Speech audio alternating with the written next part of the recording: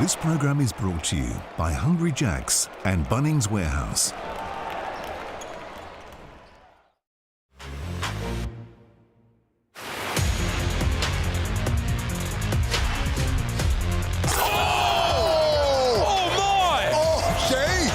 Vasiljevic wide open and dangerous. He fills it up. Jalen Adams has had a tough day. Gets to the basket. Oh, goodness, Jalen Adams. Step back three. Oh, heartbreaker. Warm that plane up. Wow. Everyone's letting it fly. Jarrell Martin from outside. Vodanovic, catch and shoot. Got it. Wow. Adams for Martin. Adams got past Norton. Oh my goodness. And one. Tough finish. Ian Clark, all of a sudden, is looking pretty comfortable. Yeah. Sydney are going to win it. Pandemonium at Kudos Bank Arena. They are the real deal. They are one of the hottest teams in the competition right now. This has been an annihilation by the Sydney Kings against the Perth Wildcats. Watch turns down the three. Takes a little bump from White. That'll count. Takes on Harvey. Takes the bump. And one. Step back over Reith. Every single time they need to deliver. Vasiljevic has done so. Clark, step back. Good night, Illawarra. Chase Buford and his man have won 13 in a row. 13 in a row. And there's many a highlight when you're on a hot winning streak, as the Sydney Kings are. Shane Heal, Andrew Gaze, Cam Luke, they're flying. And they're back at Kudos Bank Arena for the second of a Hungry Jack's NBL doubleheader this afternoon. Yeah, absolutely. They're a little handicapped today, as we've seen compared to previous games. No Jarrell Martin. That's a big out. And the Adelaide 36ers, they've given some troubles. They haven't been able to get the win, but they gave them some troubles earlier on in the season, where it took, you saw in those highlights, that took a last-second shot to get over the line. Angus Glover out as well, and the biggest crowd of the season for the Sydney Kings. And just as well, when you've won 13 in a row, and a whole lot of those have been on the road, now the fans have flocked. Kept alive by McCarron from the Daniel Johnson miss, of course. The big win by Adelaide in Perth on Thursday night. DoorDash starting five: Adams, Vasiljevic, Maker, Swaka, Labulik and Cooks. For the Kings, and for DoorDash, it's Withers, McCarron, Johnson, Harris and Detch down the other end, of course. Maker entered a starting lineup with Jarrell Martin sidelined, as we just heard. Gee. They're just letting it fly from the land of plenty. Well, Withers has come out and launched 3 consecutive three-point field goal attempts. Missed every one of them. And this man's been white hot. In one of the games of the season we saw against the Illawarra Hawks last Thursday, he got cooking early and continued on. 33 points in that one, and he continues on his way here on the home deck. Two big wins for both of these clubs on Thursday night. The overtime win for Sydney over Illawarra, as Harris says no. McCarron picks it up, keeps it alive, can't get it to go. They're none of 5 to 3 offensive rebounds. They haven't scored in 90 seconds, the Adelaide 36ers. Brad Rosen is the 4th member of our commentary team this afternoon. He is courtside. Brad, good afternoon to you. Good afternoon and hello, team. Yes, you're watching that man right there, Angus Glover. Look, he's got knee soreness. Basically, with the history that he's got with his knees, he could have played, but they just want to take precaution. Jarrell Martin, well, he woke up not feeling so good today, so they just thought they would sit him. He is not in the building, but I tell you what, there's over 10,000 people that are. This place is pumping. As they should. With what this Sydney Kings have been able to do, this should be one of the hottest tickets in the city, because they've been playing some special basketball. 13 in a row in this level of competition is extraordinary. And the last 7 of those have come on the road. They won 6 at home and then they went on the road. And when you've got talent coming off the bench like that, Shaquille Maker gets the start, then you can see why they're capable of playing at a really high level. They're deep, and they got confidence oozing out of every pore, every single player on this Kings roster right now. Here's Detch, got to get to work, lets it go for 3, not even close. They've taken 6 threes in 2.5 minutes. have the 36ers. Roll, MJ. Keep it moving. Set another. Set. Out. Great pass. Cooks in the end with a two-hand flush. Just great play. Cooks has been fantastic all year, and he's going to have to step up with Martin now, play big minutes here. But DJ's the one I want to see today. As Drewy said, he was incredibly hot against the Illawarra Hawks, and as a shooter, you'd see that ball go through the net, you gain confidence, he'd be dying to get back to his home venue to be able to keep that run going. As Harris is able to get it to go. Adams, floater, tough, Maker keeps it alive.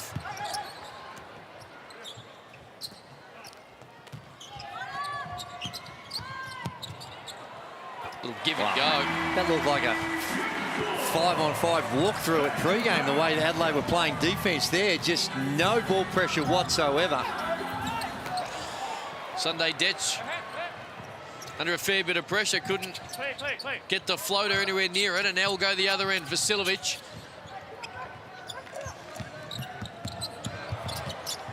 Maker already has one.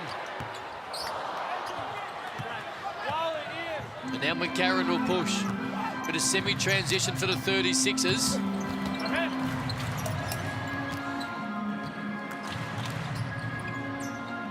Bit of a nonchalant mini fast break there by Adelaide, so they have to go with it with the shot clock at 7. McCarron no good. Swaka Labulik wants the push.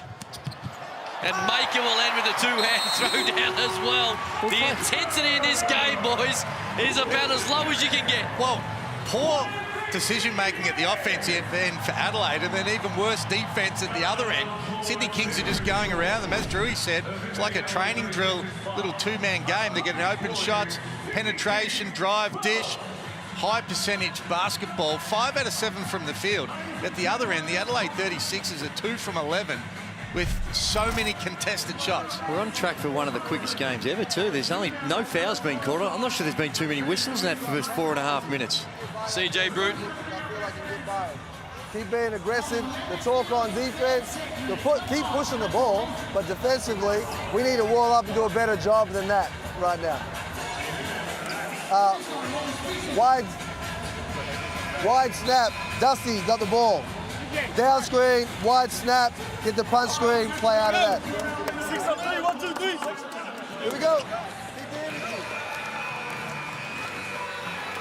Yeah, the alarm bells will be ringing for CJ Bruton with what he's seen in the first 4.5 minutes here on the defensive end in particular. Highly reactive, very passive, and no ball pressure, and the Sydney Kings not pushed out of anything. And a tinge of frustration as well. They were so great on Thursday night in RSC Arena. From the tip, as Dusty Hanners comes in for his first minutes. Another man who was great on Thursday night in the West. And he was aggressive. See if he continues this afternoon. Here's McCarron. Great bounce pass. And Detz blew one. Daniel Johnson went and got it, turned around, 18-footer. Knocks it down over Bales. They've got 4 offensive boards, Adelaide.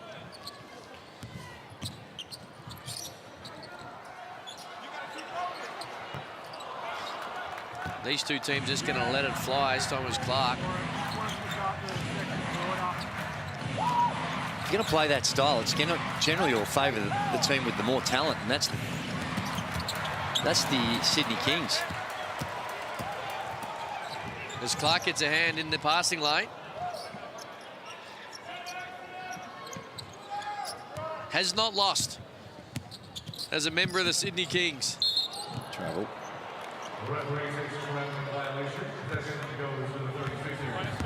He's playing with so much confidence, the Sydney Kings. Done a great job recruiting this roster. A lot of people were talking about when they needed one import that they needed to go big. They didn't go that way.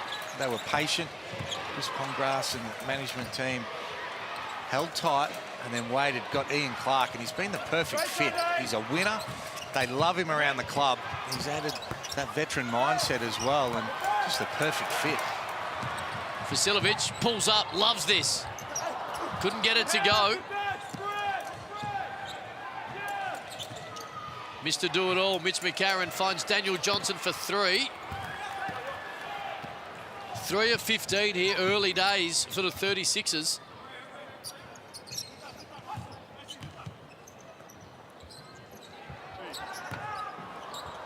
Well, the Kings are letting it fly a little bit as well. Hannahs gets inside, counts, took a little bump on the noggin, didn't stop him. He was able to kiss it off the window. And Dusty Hannahs, boys, when he's aggressive, they're a better team. They look better. He was aggressive on Thursday night in his return. And again, looking a bit more for his own shot early days here. Well, it is, and I think he's not the player we all thought he was going to be. We all thought he was going to be coming out here, a lights-out three-point shooter. But he's shown to be more creative in the way he can get to the basket, and it almost like he prefers to put the ball on the deck and get around the rim and those little floaters in that mid-range than he does from the three-point line. And he's only had in his 20 games, he's only taken 63s. Bale's no good. Which is a lot less than we thought when we seen that YouTube video, Drew, when he was signed. Yeah. There's the floater on cue. To Andrew Gage's point, he's got the last 5. Great, Tommy! Adams, his own floater at the other end. He's able to open his account. I'm looking forward to seeing CJ in his second year. This team was handed to him. He didn't recruit the imports or the players here. Really hard to judge a coach when you come into that situation late.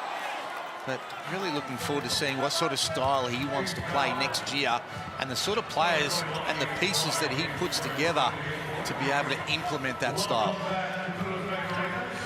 Yeah, that's true, but a lot of clubs are like that now. You look at Scott Morrison, he came in, by reports, he openly said in his press conference, this is these guys managing to put this team together, and it's how you do it. And you look at the NBA model, that's how a lot of organisations are basing their, because of all the different variables with caps and salary caps and all those types of things.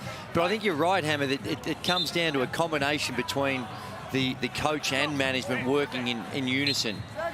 Well, I guess the point I make, that when we saw the leading scorers, they only had 1 import in the top 5 scorers in that roster.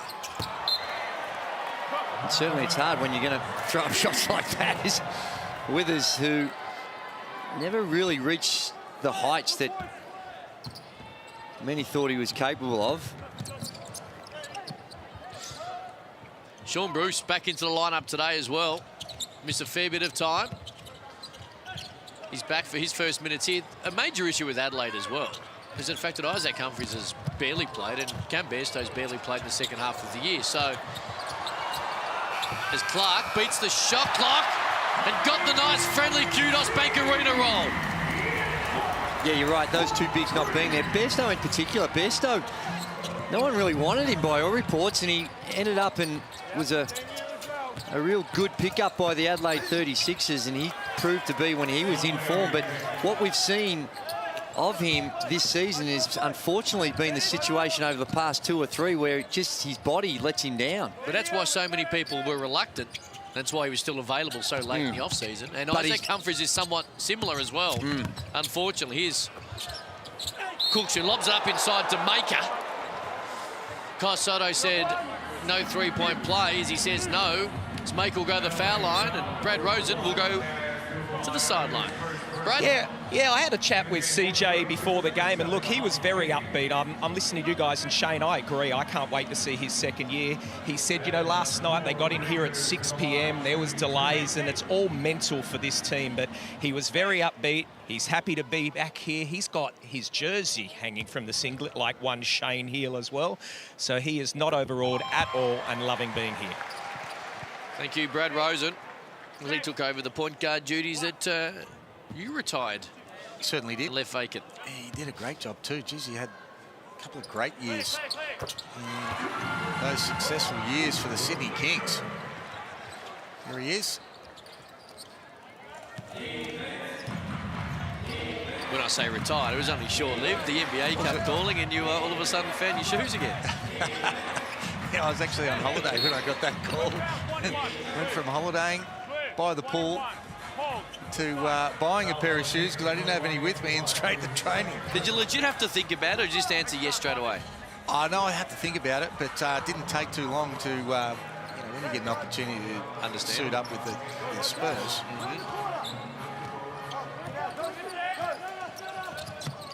Dufamar, step back, got it. He brings that to his game on a consistent basis. He's going to make it a lot tougher to guard. Really good at getting to the rim. And pretty bouncy for a little fella. That three ball starts to drop on a consistent basis. It'll open things up for him and his teammates. It's been a good pickup. Yeah. I think he can be part of the foundations for this Adelaide team moving forward. Did a really good job in the NBL1 down in Hobart last season. And, of course, he was the Cairns. You both would have played against his dad. My word. Oh, great player. Crafty. Oh, yeah. Funky type of shot, but was able to score.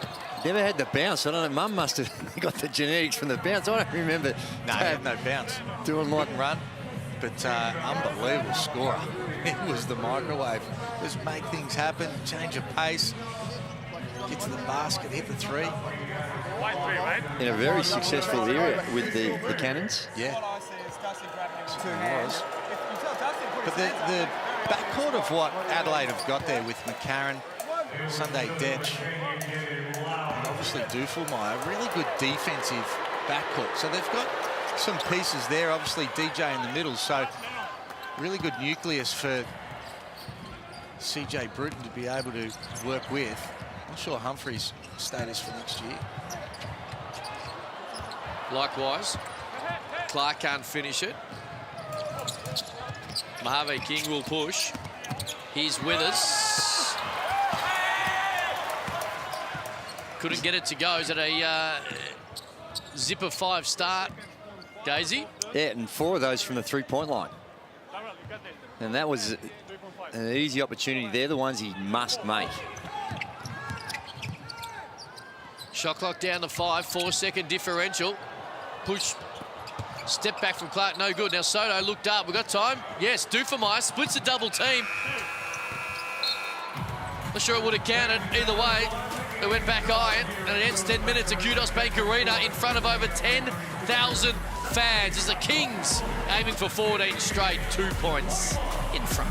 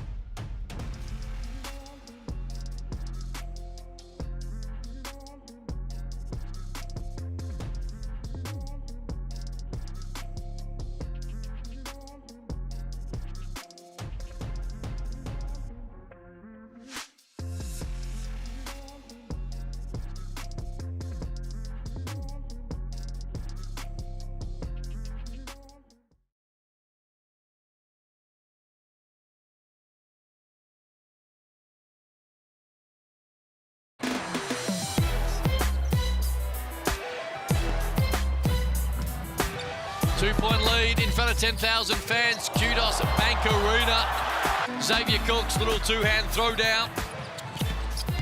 Swaka Labulik just finds Maker, who had his first start today with Jarrell Martin, sidelined.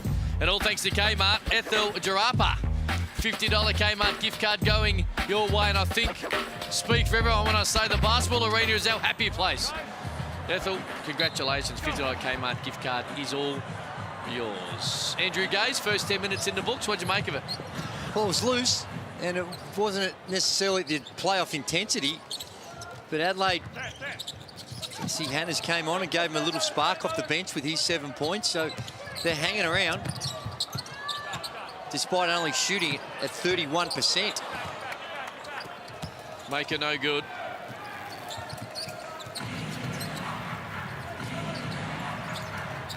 Dufemeyer. He's with us, none of 5 in the first quarter. Here's Mojave King. Little floater from the next star, no good. And then he out-battles the other next star to get the pill back.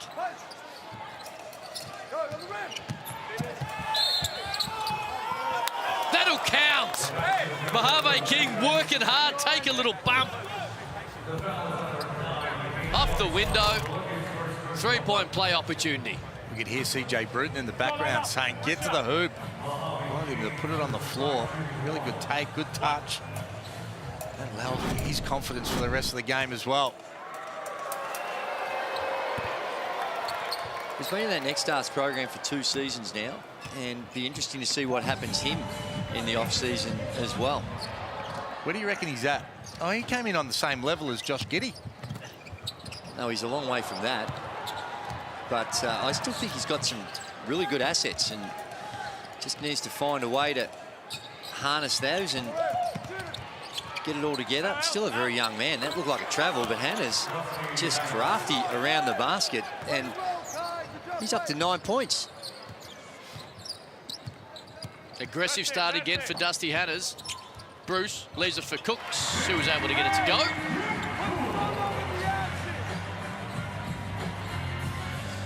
Chase Buford in the... Was that Chase Buford in the background, or was that CJ Bruton? Are they trying to go with Kai Soto, or are they trying to get him involved? Well, if it was his coach, Dusty Hannahs said, I got this, coach. Knocks it in.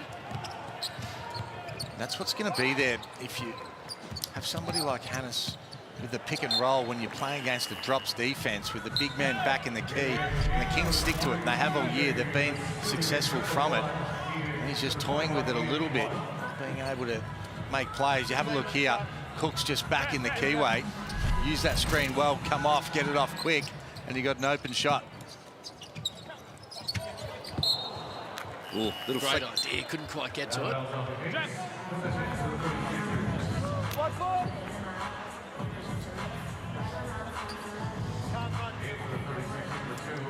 So Ian Clark looks a little didn't see anything. Little shook up. Yeah, I didn't see maybe just a knock to the head or something, but back on the bench looking like he's not done for the day anyway, which is a good thing.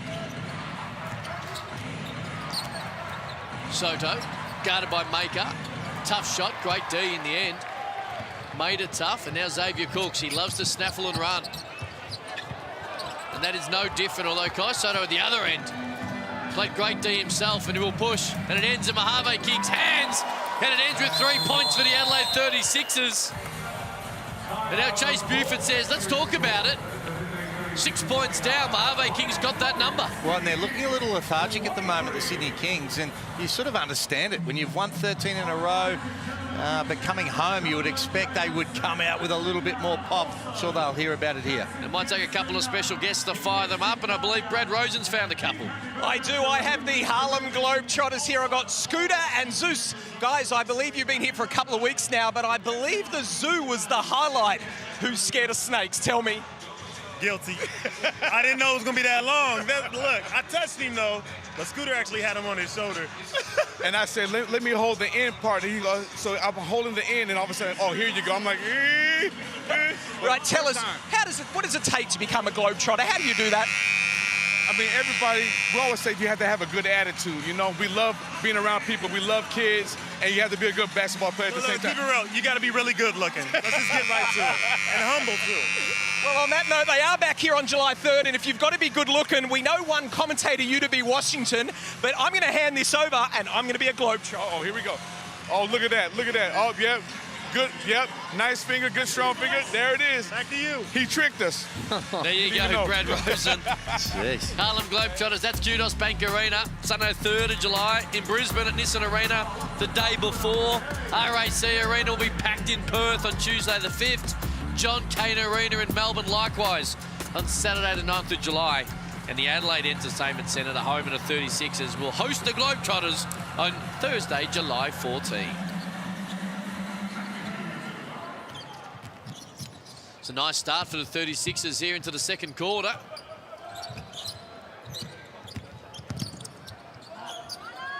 Bruce. Vasilovic just re-enters. Big game on Thursday night, continuing it here on a Sunday afternoon. He's able to get that to go. He's got 5. Leads back to 4. They need to go back at him. Again, when you've got that sort of mindset and had the success a couple of games ago, they need to try and ride that. He's going to be an important piece in this run to Sydney Kings trying to get a title. Jalen Adams. But look at the defense here. You're in a sort of show, and it's Malou there just all out of sorts. He sort of got into no man's land. He wasn't showing, he wasn't dropping, he was just there. And even more reason why you want to go straight back at that and see whether he can fix those problems as Adams comes back into the lineup. Only 2 points and 2 assists in his 7 minutes so far. Hannahs, guarded by Swiker Labullock. Dufamai, shot clock expiring. And he's able to get a 28-footer to go. That was deep. They're playing loose with no expectations and no pressure. And there's enough talent out there that it can be dangerous with those types of mindsets when you're coming into these games. And these shots are a whole lot easier where the consequences aren't going to be scrutinised as much as when the games mean as much. That was just a normal 3 for you, Drew. You just didn't have the celebrations like that. No, I didn't. That was celebrations. You would have. That's more your territory, though. It's exactly how they came out and played Thursday night in the West. They did, but they also kept the Perth Wildcats in the 70. Dufamai tried to go back-to-back. That one a little short. When you've made a couple, you get a license to spray up an extra one, but that one there will miss by a fair way. Adams. All the way to the bucket and lays it in. Fairly easily, to be fair. He's got 4. Can't let him get that deep on those on-balls. Got to meet him a lot earlier, no matter what coverage you're in. And then turnovers start to have an effect. It's right action. He was open, just on the backdoor cut, but just a little too slick. Don't have the coordination between the two players that goes out of bounds for a turnover. Not a lot of turnovers. Sydney have got 3, and that's the... Oh, no, excuse me. That's the problem with our stats. Might have a little stat issue, Andrew. Vasilovic.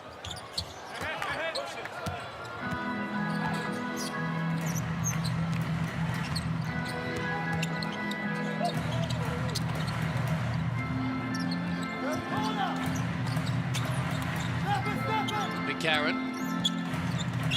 Over Adams.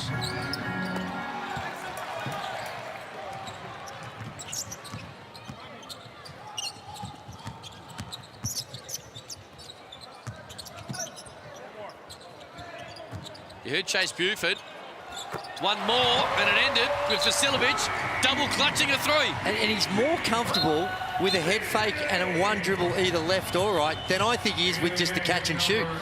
That is regulation for Vasilovic. A nice head fake, steps, and even with the pressure coming, I think it just helps his rhythm when he comes off that one dribble. And he can go both ways. He can go to his left or his right on that one dribble when he's pulling up for those threes.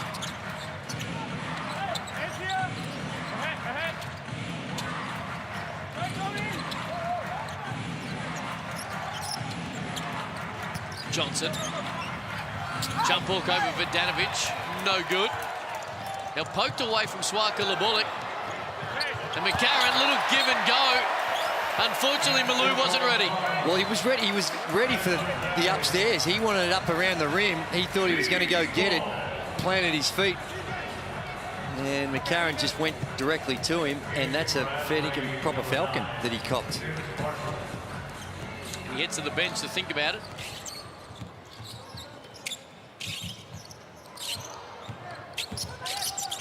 Adams, floater. Gets his own miss. And couldn't get it to go. That'll come off the back, I reckon, of... This is... Look at this. Oh. That was flush.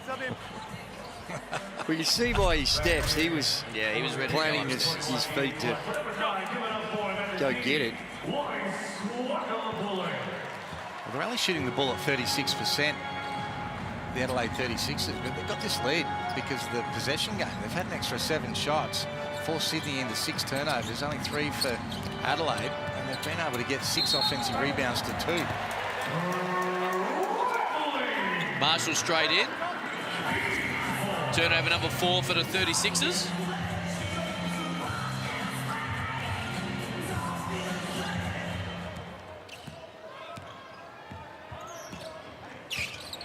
Earlier today, if you are just joining us, it was the Jack Jumpers who beat South East Melbourne Phoenix in Melbourne to keep their playoff hopes alive. Adams right at Daniel Johnson and earned himself a couple of freebies. That's a good take. A little step up for Adams. They spread the court. Look at this 5 out. It's a little screen here. You want to put DJ in as many actions as you possibly can. And you've got Clark and DJ spreading the floor. You know Adams is a really good passer, plays with such good poise.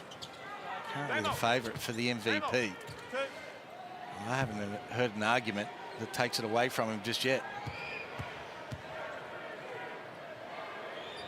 MVP chance coming from the 10,000 at Kudos Bank Arena.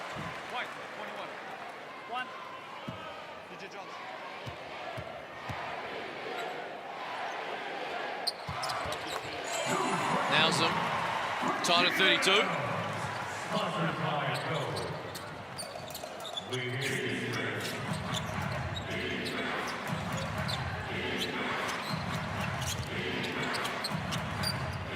Marshall on the attack. Couldn't get the floater to go.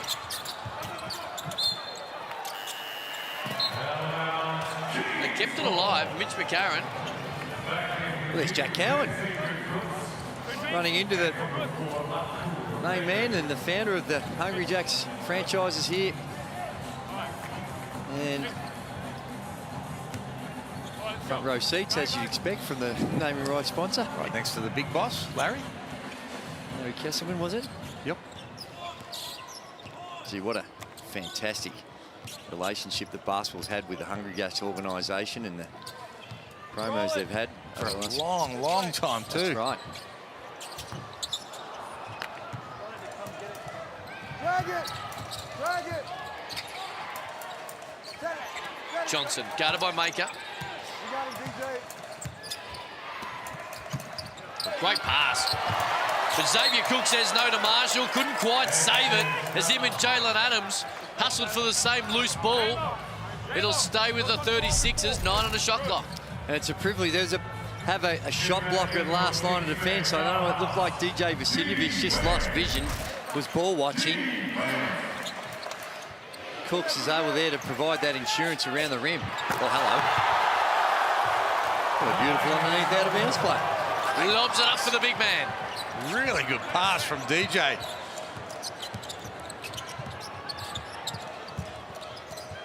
Cooks. The dribble out of the double team that McCarron supplied.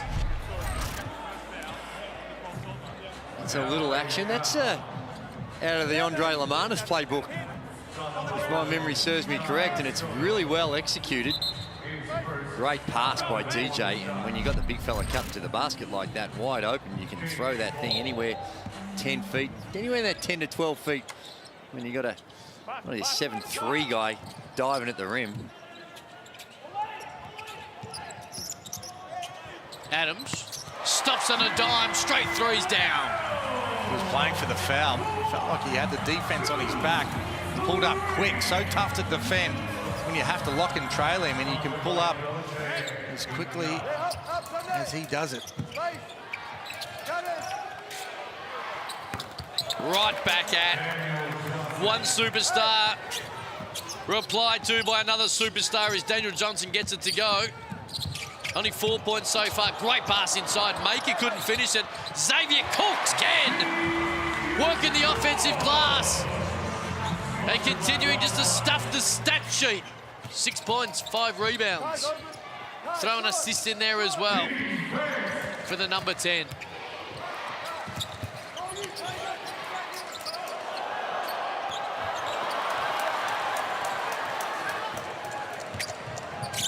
The little ball fake had Xavier Cooks looking. Oh my. Oh my. Get the chance going. Jalen Adams in the 12, in the double figures. He's got 12. Talk us through it, Hammer. First with this. Oh, great pass fake. Have a look at that. But you better pick up the ball. And it better not be inside the three-point line, because that man will come down and go bang. He has been exceptional. What a pickup Jalen Adams has been. And that was one of the best defenders in the league. And Sunday Detch just let him get a full head of steam and pull up. And now the three. And this one here, Dusty Hannahs has come out and he was on fire. 4 of 6, he's got 11 points and only played the 9 minutes in this game so far. And I guess if you're CJ, you're thinking, well, probably unlikely he's going to be with us for the future. So as good as he's playing, just using these minutes to get some time and have a look at some of the other players on the roster and make some decisions about next season. And it's a fine line you run between trying to get the win, and when it's really the wins, they're just going to be and moral that's what victories. it would. That's what it would be. And you know, you're right. If you're trying to win this game and it's all about this game, he should be on the court. But no doubt he'll be trying to evaluate some of these bench guys about whether they are going to become contracted players or whether they step into any sort of rotation next year, and exactly what he needs for his second year. Because I would imagine that roster will be well improved. Then why suit him up? Well, I think you still want to give yourself a chance to win. And you just got to find that balance, and they've got good value out of him. He's got the 11 points. And I agree. He was great Thursday. He's great today. My point to that is, if you want to evaluate some of the younger guys for next year, why bring him back from an injury for the last 3 games of the year? Well, I still don't think you put those younger guys in to play 30 minutes. I think you evaluate them over 15 to 20 minutes or whatever time, whilst you still give yourself a chance to be able to win, and let him play that out. But that's what I'm speculating would be going through his mind right now. And it seems to be the case. And he was great Thursday night. No, he's been great tonight. Well, here's a fella right there, Marshall. You look at him, and probably if they're playing for still in contention, their season's still alive, he's probably not in the game right now. As Daniel Johnson able to work the offensive glass. 7 offensive rebounds in the first half for the 36ers.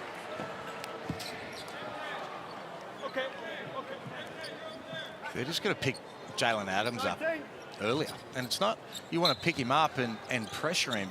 You still need to be able to pad him, but you see that fadeaway jump shot. But you can't pick him up so deep. He just has his way. He's such a good passer, but gets that running start at you. Great athlete, good decision maker. Soto for 3. Now Adams with the shot clock off to end the first half. Sized up by Sunday Detch into the last 10 seconds. Screens either way. Leaves it for Cooks. Soto says no. Cooks goes and gets it, but couldn't get it to go. Great defensive stand to end the quarter for the Adelaide 36ers. So we have a look. Just used his length well. Soto there meets him and played that drop situation well. And that ends the first quarter. Brad Rosen courtside. Yeah, I've got DJ. DJ, 8 points for the half there. No place like home, eh? Big crowd. Yeah, been a long time, eh? Been a couple months now, I think 2 months now, but it doesn't matter about that. It's just good to be back, but we're playing very sloppy in front of our home fans. Yeah, that's what I was going to say. The energy seems a little bit down. Number of games over a short amount of period. What have you got to do here in the second half to pick that up? Come out and fight. I mean, I think we got to use the juice from the crowd to get us going. I think went on a little run just then, and we got everyone juiced up, got it going. I think we just got to keep that going into the second half. Thanks so much. Good luck. Thanks, man. Vasilovic, 8 points in the first half. Entertaining way to go about it. Jalen Adams got going early in the, or late in the second quarter. And the Sydney Kings lead by 2. It's a Kings 40. The 36ers trying to do what they did Thursday night in Perth. They're on 38.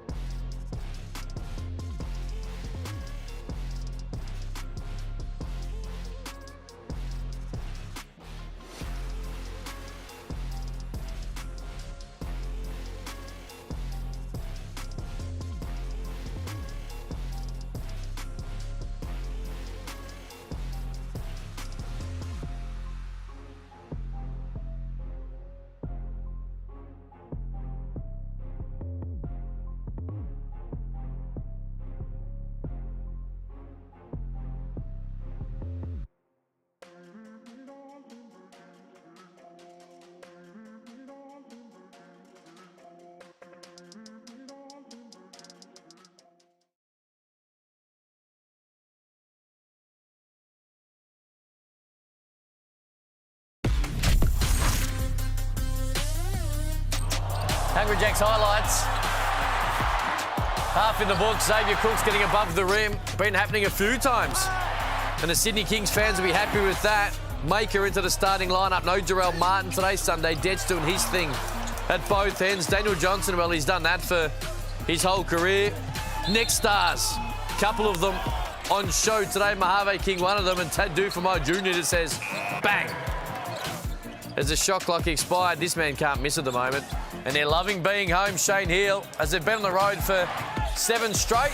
And you're in front of 10,000 today. Well, they are. And one stat I like from that first half, 32 of the 33 field goal attempts have been taken by the starting 5. Now, that should happen more often, Drewy. Only one shot from the bench. Their stars are out to play. Jalen Adams in that second quarter started to put on a little bit of a show. 12 points, 8 points from DJ. I think there's some good things to happen in the second half from him. But we've got a competitive game. Adelaide are playing loose, haven't shot the ball particularly well. The Sydney Kings really just look lethargic to me. Didn't come out with the same sort of pop, but they've been up for a long time. Big challenge going to play against the Illawarra Hawks on Thursday. They were up for it. Big game. Then you come back. You would think in front of a big crowd they'd be ready to go, but sometimes a bit more difficult. Man who's always ready to go is Xavier Cooks, having an outstanding NBL22 and no different today. Break down some of these highlights. Gazy, you played above the rim occasionally. That's how he likes to play his best basketball. Very rarely. No, he's multifaceted the way he goes about it, and he's a delight for any team because of his versatility. And what he has brought to his game in more recent times, he's still a work in progress, is perimeter action. But you can tell it, see the touch that he's got. This is the thing I like, and I was talking about it during the call. On the defensive end, he can guard, he can keep people in front of him, but he's also can, with that athleticism, can protect the rim. So he's so versatile. He's one of the premier players in this competition. All NBL first team? It's going to be hard to see how he's not. I'd need to give it a bit more thought. You've thrown it on the spot, but he's right in that conversation and would not be out of place. He's certainly in one of those all-NBL teams. All right, Dusty Hannes. He's a man who won't be in the All-NBL first team, but has played really well. Was great on Thursday night in Perth, and Hammer, he's done a similar thing today. Well, he came out with an aggressive mindset, and we spoke about the fact that CJ trying to play some of the kids and evaluate them. Otherwise, he could have had a 20-point half with the mindset that he had and the form that he was playing with, 4 from 6 from the field. And this team needs him to play like that. If he's only playing half a game and you're an import and you're at the end of your time in the NBL, come out, let that thing fly, and if you make it, see what happens. No, he's a quality player, and as is this man, Jalen Adams, as most people expect he's going to be awarded the MVP, and he's come out strong, 4 of 8.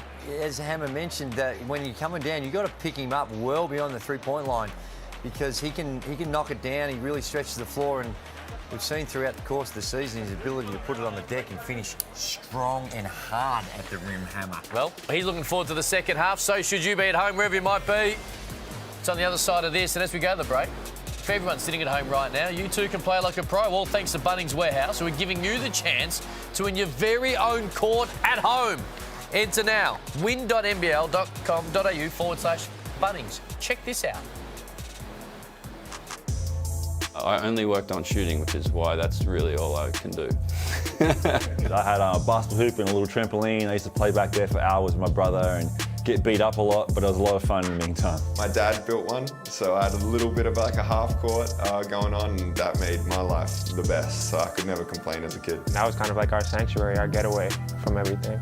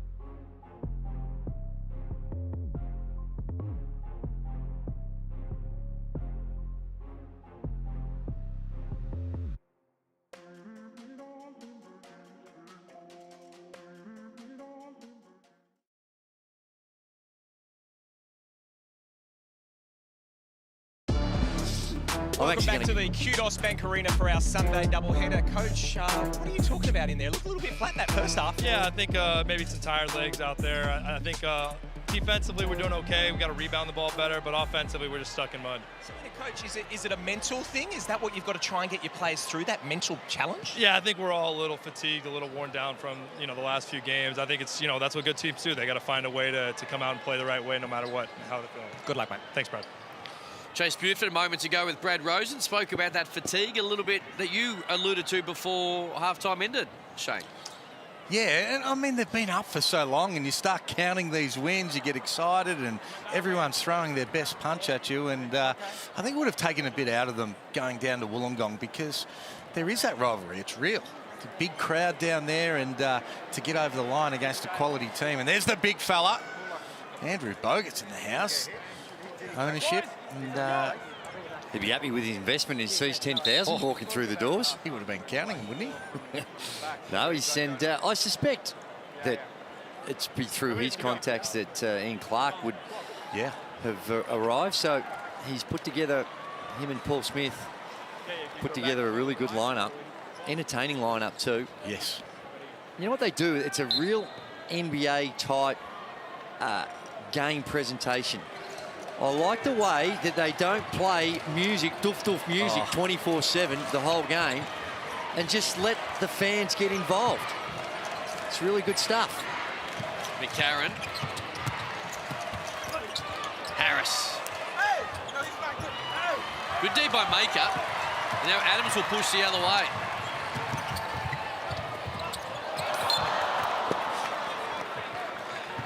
Couldn't quite find Swaka Bullock. Turnover number 7 for the night for the Kings. Well, that's an issue. And as Chase Buford said, the Adelaide 36ers with those 7 offensive boards, they square right now 19 apiece in total rebounds, which the O boards that gave the Adelaide 36ers a lot of second shots, and were able to capitalise on it. McCarron floater, no good. Maker says, I'll snatch this right out of the air for rebound number 5, and was trying to push to his point guard, but it was just a little bit too high. It was good until the pass. Love the rebound. Looks like he can put it to the deck, and I actually think it might have been on point, that pass. It looked like Jalen Adams just took a step to pull out, then went for it again, and they weren't on the same page. But and that's the modern game. You get your big, whether the 4s or 5s, whoever gets it off the rim, they teach them to put it to the deck. Back in our day, the coach would be screaming, "Get it to the guard! Get it to the guard!" Oh, yeah. None of that anymore. Yeah, what would you be screaming? I am the guard. Get it to me. Swaka Bullock inside to the big man, Maker.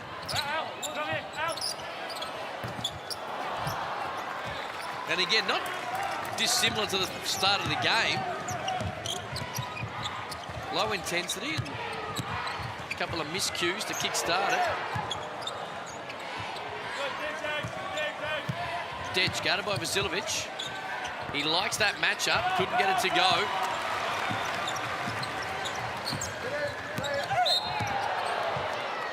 And Cook's trying to break down Harris, who just hacked away at it. good foul. And when the Kings are feeling like this, it's only going to take an Adams or a DJ to step up, hit a couple of big threes, get that crowd into it, and they'll get some sort of momentum. But they need those guys to really lead from the front right now and make something happen. Here is Adams on cue, got it to go. Floater about 15-footer in the end. He's got 14. Just so crafty, using the pick and roll. We know he can score, but he creates as well. Johnson, great spin away. Little reverse left hand. Beautiful move by the big man.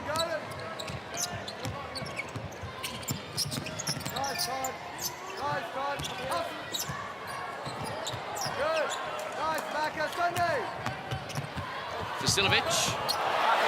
You spoke, Andrew Gaze, in that first half about his ability to be able to put it on the floor as well. And it was on full show there. It is, and it starts beyond the three-point line and gets all the way to the basket. There was some bodies there, but the level of help required was not forthcoming. And McCarron just puts a lid on it.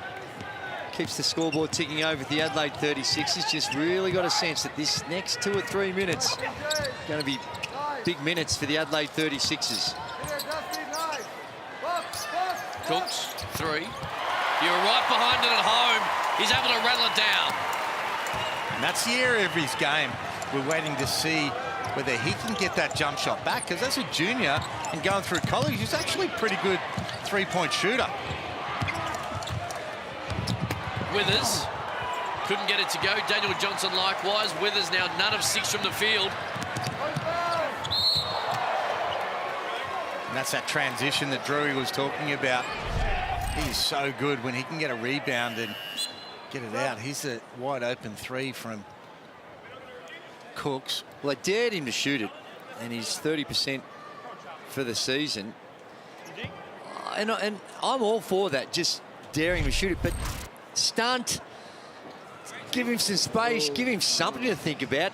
That was like going down there playing a game of horse. It's just completely an invitation for him to shoot. Now Withers down here, looks shook up, holding his mouth. CJ Bruton looking for a bit more extra information.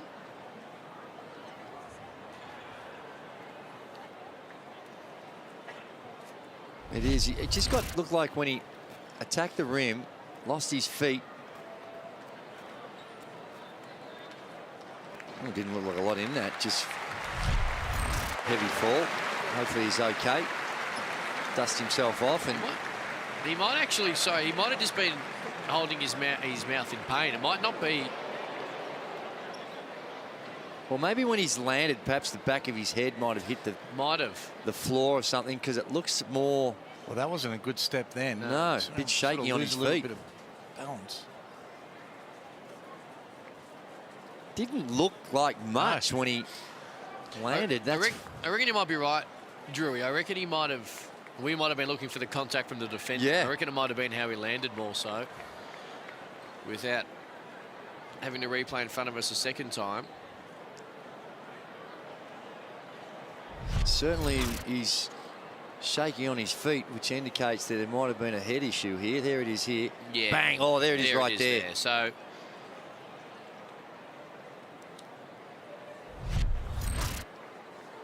well, if that's the case, so I'm pretty sure we're not going to see him for the rest of this one with the concussion protocols that they'll go through. And rightly so. I mean, back in the day, you're giving it a hard rub and getting on with it, but it's dangerous stuff now. You need to treat it seriously. So Brad Rosen will be all over it as well with the medicos. He's in the best possible hands as Todd Withers heads to the locker room. At the other end, Xavier Cooks, his ability to be able to snaffle and run, sees him have a couple of freebies to come.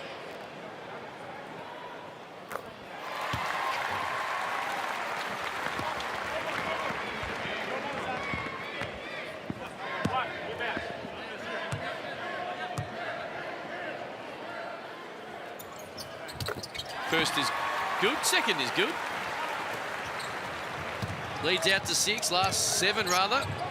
Last 5 points, all from Sydney, all from Xavier Cooks.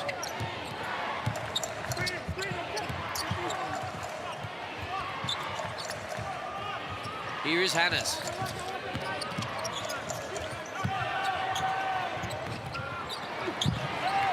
Cooks with the rebound. Of the Catonia miss. Adams.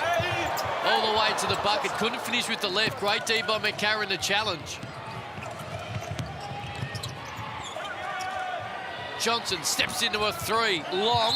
And Cooks gets one across the nose on a rebound.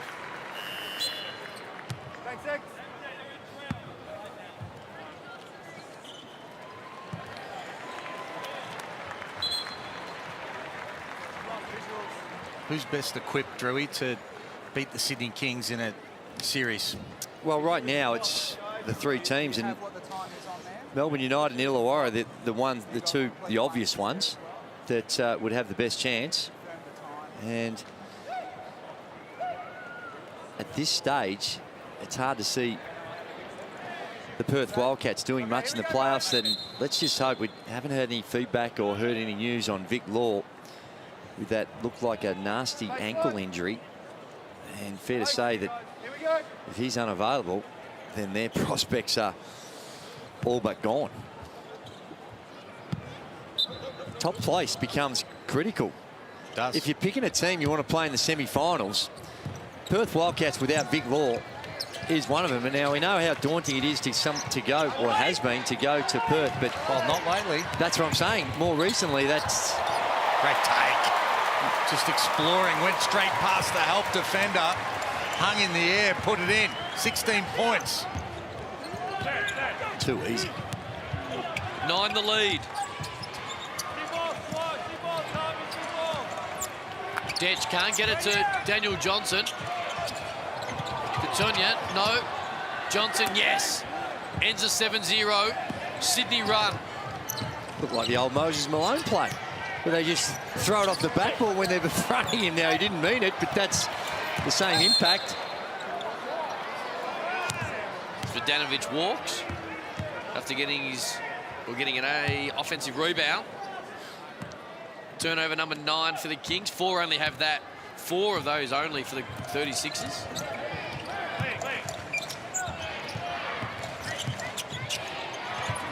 Hannahs.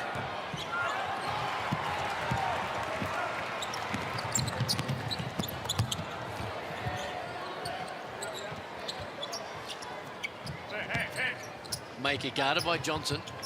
Turns. Faces. Gets deep, tries to take a bump. Gee, that's... Referee said play through it, it didn't matter. Well, it's tough.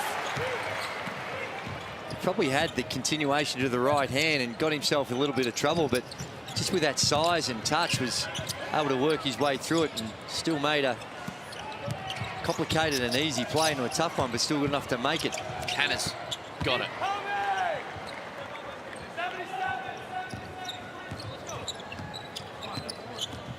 Seven-point lead. Dusty Hannahs has 13.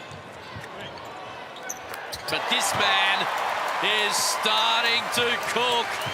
Every time a team tries to take back momentum from the Kings, Jalen Adams says, hold up. He's got 19. And the Kings are off to the races again. Possibly Vodanovic couldn't quite pick it up.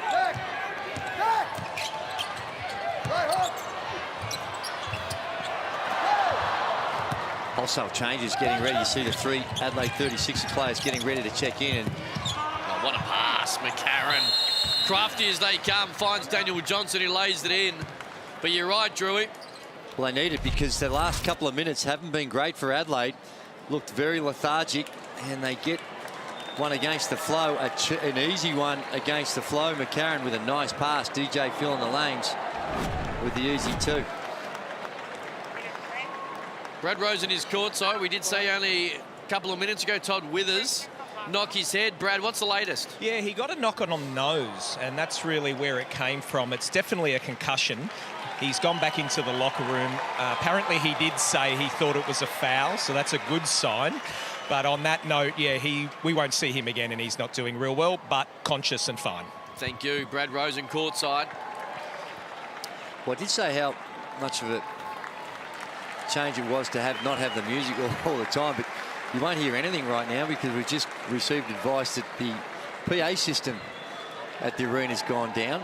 But even prior to that, I think Sydney do the best job with their game entertainment and finding that mix of the music that seems to blare constantly at most venues. It's done by great big events. We run a lot of the World Cups and international stuff as well. There's a place for it because you certainly miss it when there's none. But you're right, that balance. It's the balance. They have the balance perfect. And you certainly don't feel like you're walking into a disco, but... It's like you're walking into a disco and a game of basketball breaks out with some of the venues. Slight clock issue as well in Kudos Bank Arena at the moment. So while we wait, I think we do a lot of Kings fans do, and they check on the Jalen Adams highlights. We've got them for you right now. Well, this is where he does his best work. In transition and off the pick and roll, just reads the rotations well. He can pull up, hit the three. We know he's got that floater game going. And then he can create for his teammates as well. And this was the spark we were calling for in the third quarter. They didn't have a whole lot of energy, looked fatigued. Chase Buford spoke about it in the halftime interview, and he's done exactly that. 19 points now, 7 from 12 from the field. Only got a couple of dimes tonight, but you just feel like he could explode at any time. And he's just a momentum stopper. And Bryce Cotton's so incredibly good at it as well. When the other team is making any type of run, he stalls it. Better than anyone this year, and Bryce Cotton's been the man for the last 5 and does it. Almost feels like every week as well. Now, the clock's been worked out, I think. Hopefully, Brad Rosen's courtside. What can you tell us? Yeah, I just want to throw something at Shane and Drewy. If you're the Kings now, and look, you've wrapped up second spot, it's getting close. Do you look to rest a Jalen Adams? You know, coach has been saying that they're worried. They're a bit, travel weary. Do you look to rest these guys, or you fight hard for top spot? Well, I think you've got to fight hard for top spot. It's a huge advantage. Massive advantage. Really is. And particularly with the way Perth are playing. You do anything you can to, I think, get that Perth matchup to start with, and it's certainly not as intimidating going into the jungle as it once was. But I think momentum's a beautiful thing too, and winning form is great form, and I think Chase Buford will be really try and keep that momentum going. And also, I think they are doing that a little bit from what we heard you were saying is with Angus Glover. If this was a final, he probably would have been able to play. But not having him and Jarrell Martin, Angus Glover is one that's worked himself into a really important role with this Sydney Kings team. And the numbers aren't huge, but the impact he has is significant. Vasiljevic couldn't find Cooks after the Adams missed. Great pass. Dufemeyer able to find Katorna. Well, fair enough from Cooks too, because DJ's a shooter.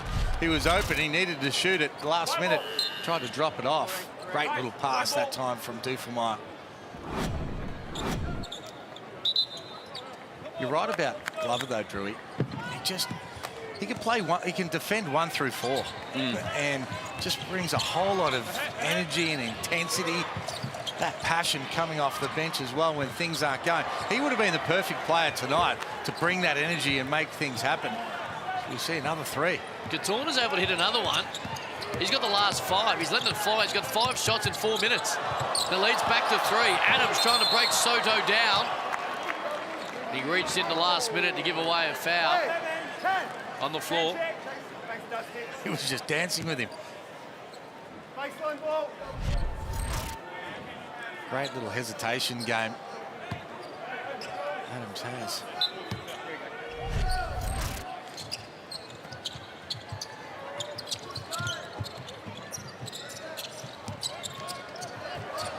Adams, great pass. Vasiljevic is the recipient in the end. He couldn't get it to go. There's a few NBA scouts in the building. Absolutely. Down at Illawarra on Thursday night. And if you ever speak to DJ, you know that he's confident and motivated about getting to the NBA.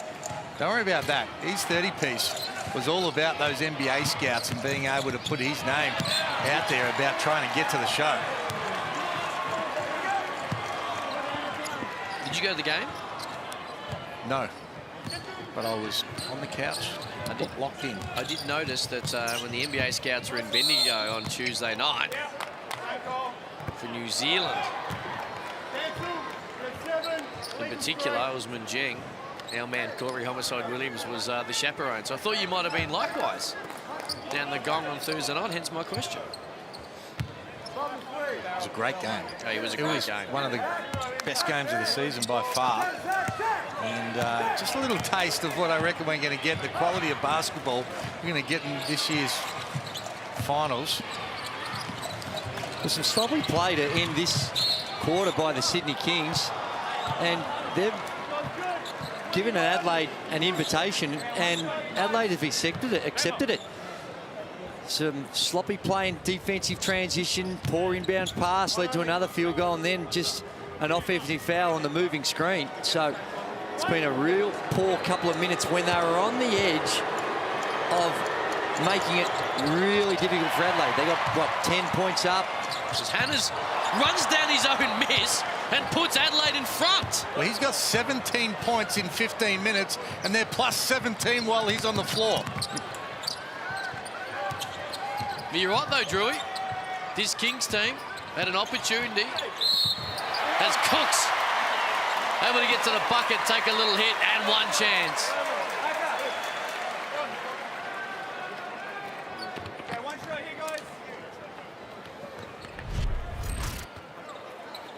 There's the miss and just the hustle.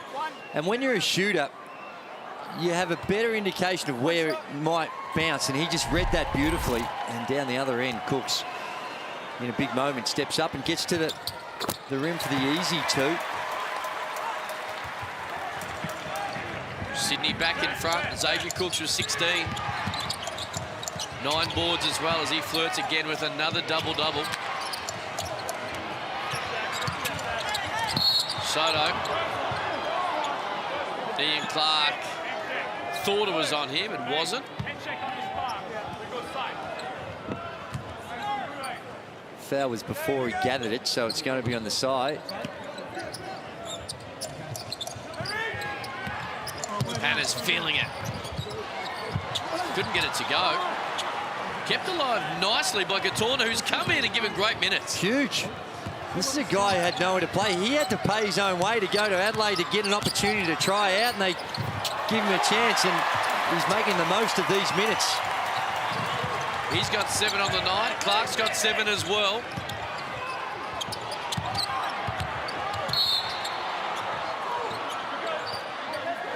Gatorna played in that WA State League. Yep. Last season. NBL 1 West.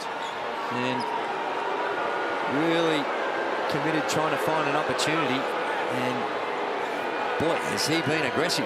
And they've really laid off him and just invited him to be involved. So he hasn't had to deal with a whole lot of pressure, but he's still got to make the most of it. Now, remarkably, that counted. Oh. Blue. The referee suggested that it was going to not count. Chase didn't like the call. No, a little meeting of the referees. And it's a 3-point play for the big man. And Adelaide are back in front.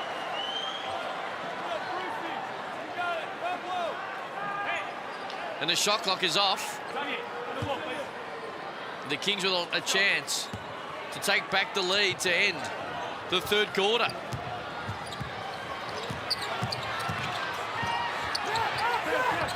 There's the clock on your screen.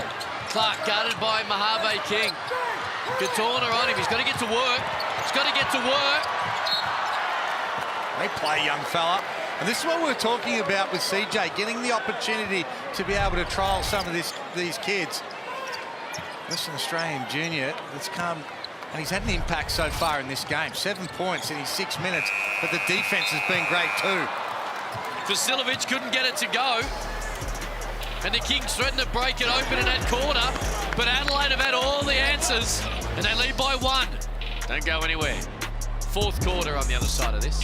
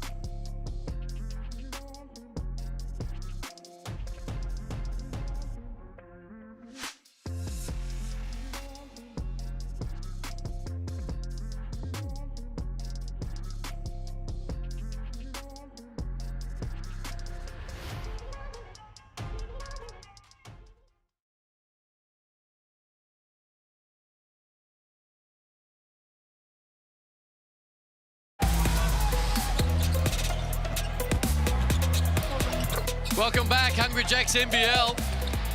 It's a 36ers by a point. Dusty Hannah's having a wonderful afternoon. And every time the Sydney Kings have threatened to run away and win their 14th straight in front of 10,000 people at Kudos Bank Arena, the 36ers, Andrew Gaze, have had every single answer for them.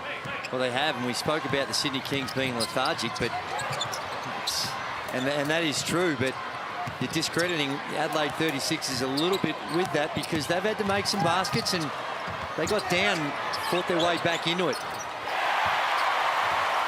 Maker with the three. And what they've done well, Drewy, they've doubled Sydney's offensive rebound count, so they've won this possession game. They've had 15 more shots because they've forced Sydney into 12 turnovers, only 6 themselves, and they've had 7 more offensive rebounds. So those effort-based plays, but now's when they're going to have to be able to bring it home because you just sense that the Kings really, with something on the line, have to step up if they're going to get that top spot. Turnover number 7 there for the 36ers via Dusty Hannahs.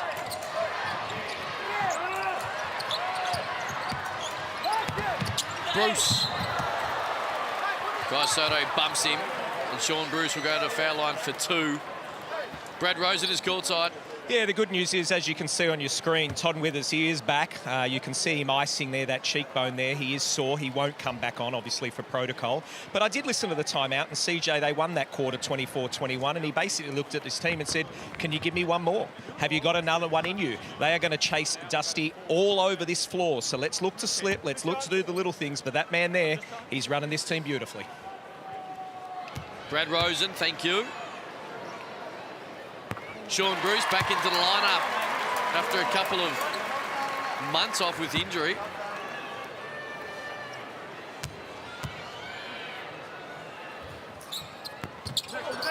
Second one no good. Xavier Cook says, let's have another go. Vasilovic says, couldn't quite get it done. The lead stays at 3. First 4 points in the third quarter for Sydney. From Soto, got it to go. That's the hang time from the big fella. That's some talent for somebody so long. Huge upside.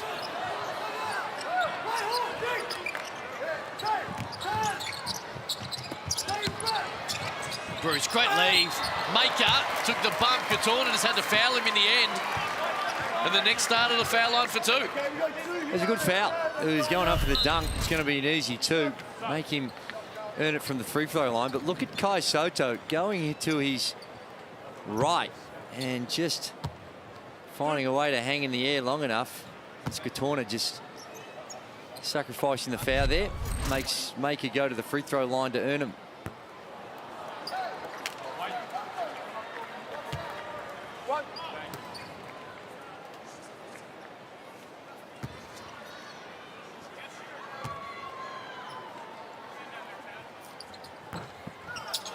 Second one's good.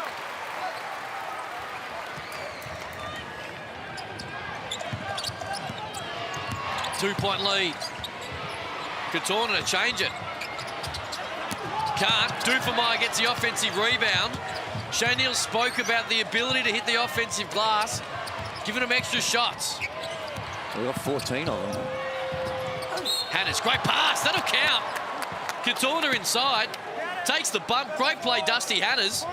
And this man who's coming off the bench has 9 points. And the green light, he's got 8 shots in around 9 minutes, Hammer. Love it. Well, and he's done it because he continues to get to the right spot, just under the basket that time. Good heads-up play from Hannahs, being able to locate him. But he's really had an effect on this game just through his energy.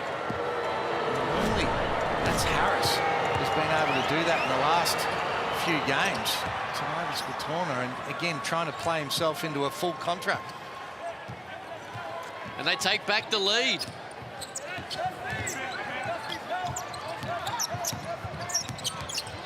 Adams, guarded by Dechi, pokes it away. Dufemire, Swaka Labulik tries to run him down, but stays on the ground. And you spoke about his athleticism earlier, Andrew Gaze, and it was on full show there. Yeah, I never saw Pops do that.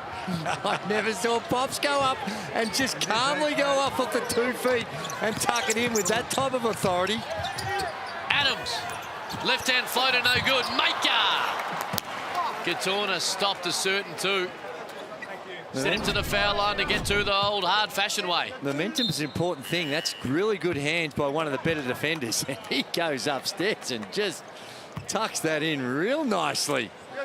And a big moment now for the Sydney Kings. They have to dig deep because momentum right now and the carefree way the Adelaide 36ers are playing, they are a dangerous proposition, and they've got enough talent out there. When you think of Dusty Hannahs, who's been really good this afternoon, and also DJ McCarron, Detch. There's enough out there to really cause some problems.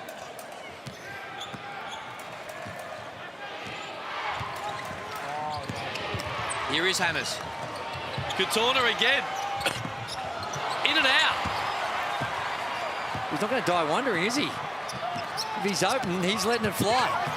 I like that. You got to back yourself when you get out there. He's 1 from 5 from 3, but he hasn't taken any bad shots. Been left wide open. Hammer, he's played 9 minutes. He's had 9 shots. That's respect. You want to respect that, Drewy. No. If anyone wants to respect, get 9 shots up as a rookie in 9 minutes, it's you. Well, he's about to get another one here. Played 8 games. He's thought about it. He'll take Xavier Cooks on. He's only had 5 shots. He's 1 of 5 from the field on the season. He's come out and whacked up 9 in 5 minutes. He said, mate, if they're there, I might as well make the most of my opportunities, and it's the sort of confidence we want to see people play with. Cooks inside. Great poise. Great poise. Good pass. It's a little jump stop, hesitation, let them fly by it, and he just ducked through. I'll tell you this, I think Isaac Katorna has to get 1 more up here, because I think he's going to take a seat in a split second as Mitch McCarron says, you go under, I'll make you pay.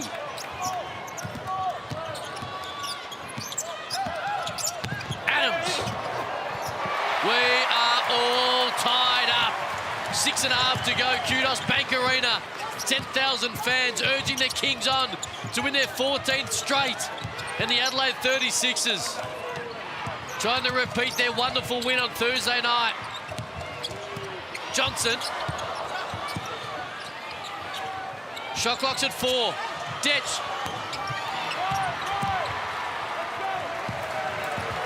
We're certainly not seeing playoff type intensity on the defensive end, but it's a fun game. They're going up and down and challenging each other. That'll be the 4th team foul for Adelaide. Sydney Kings want to continue to attack now, get themselves to the free throw line. All tied up, 5:54 to go.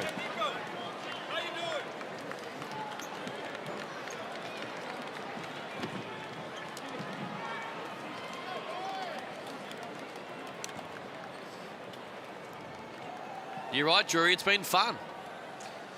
It certainly has, and they've been really tested, the Sydney Kings, and the Adelaide 36ers have had their problems. Todd Withers there, you saw him go down in a fall that bumped his head, and he's out of the game.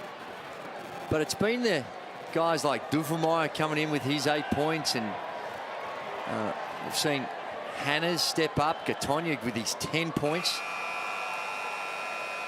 And some guys that we never expected to be able to deliver on this stage have stepped up and announcing themselves to say, hey, CJ, don't forget about me in a week's time when we get to the off season and you're thinking about your contracts for next season.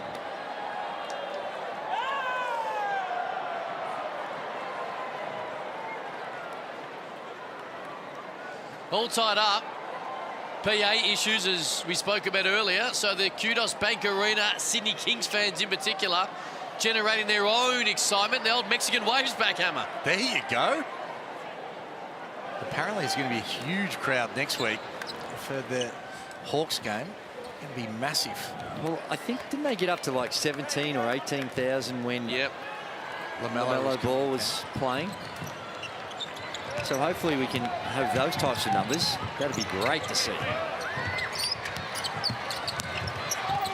Adams takes a bump. Great D by the 36ers again, causing another turnover. Number 14 for the night on the Kings.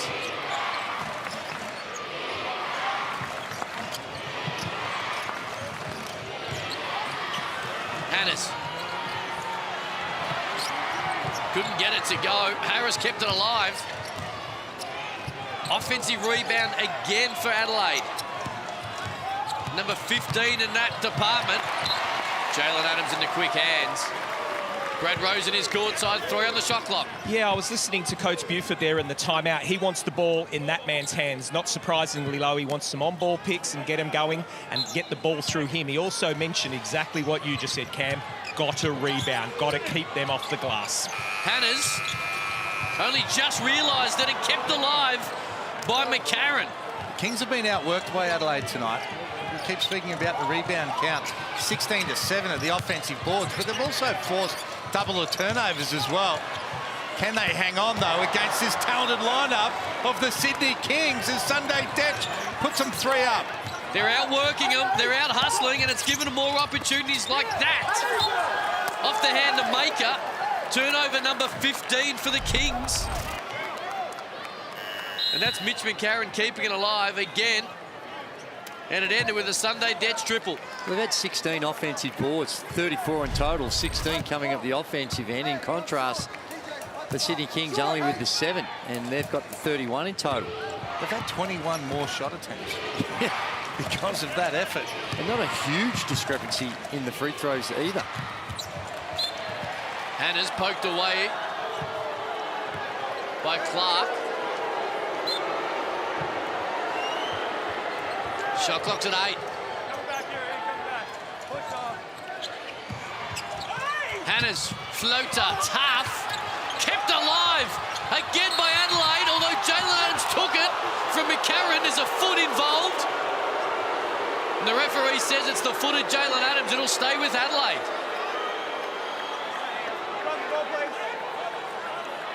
And this is where you think of the outs. And Jarrell Martin, he's not a prolific rebounder, but he is very good on the boards. And not having him, they've been exposed on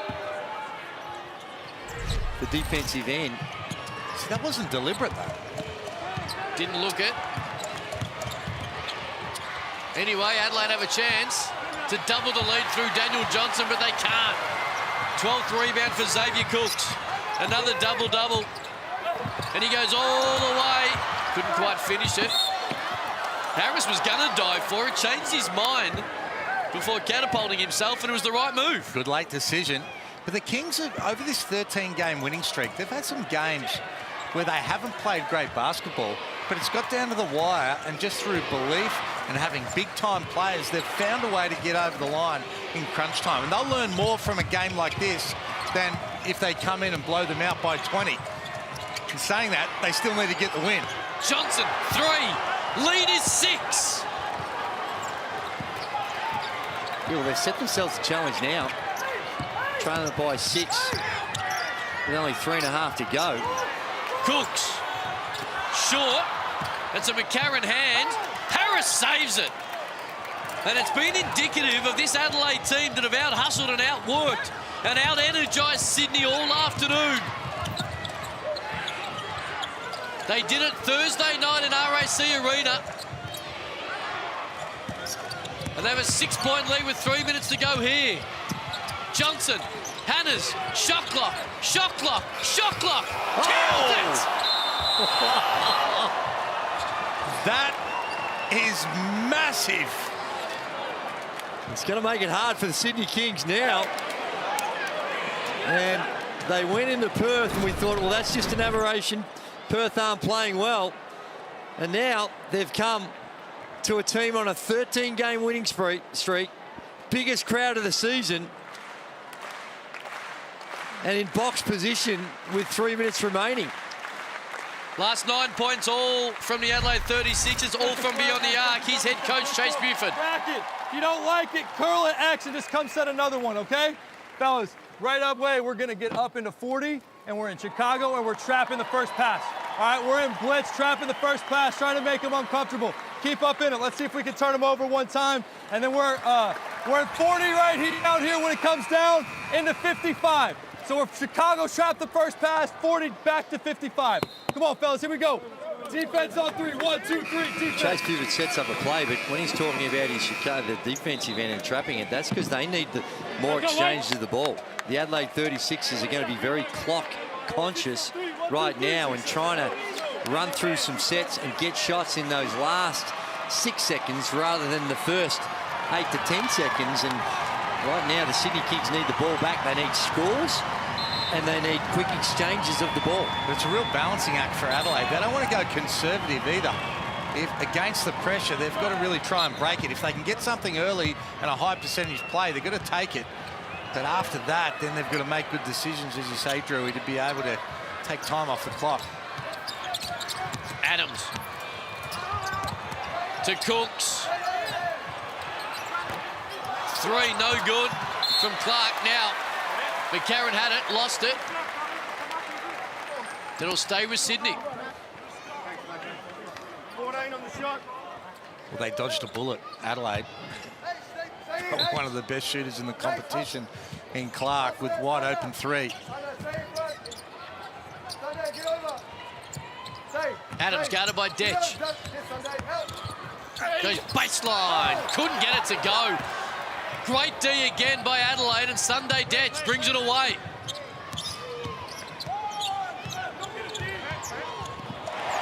And Jalen Adams just takes it straight back to him and lays it in uncontested. It's going to be a delay of game. He hit the ball out after it went through. That's a little bit to what you spoke about there, Hammer. It was conservative Sunday Detch as he tried to bring it up slowly, and Jalen Adams, the aggressor, just snaffled it straight from him. We just got to do better. He just dribbled the ball there, reached from behind. There you see the trap that Chase Buford was looking for. Johnson, Detch, 3, got it! 10-point lead for the 36ers. Detch has 11, the Globetrotters can't believe it. Cooks spins into the double team.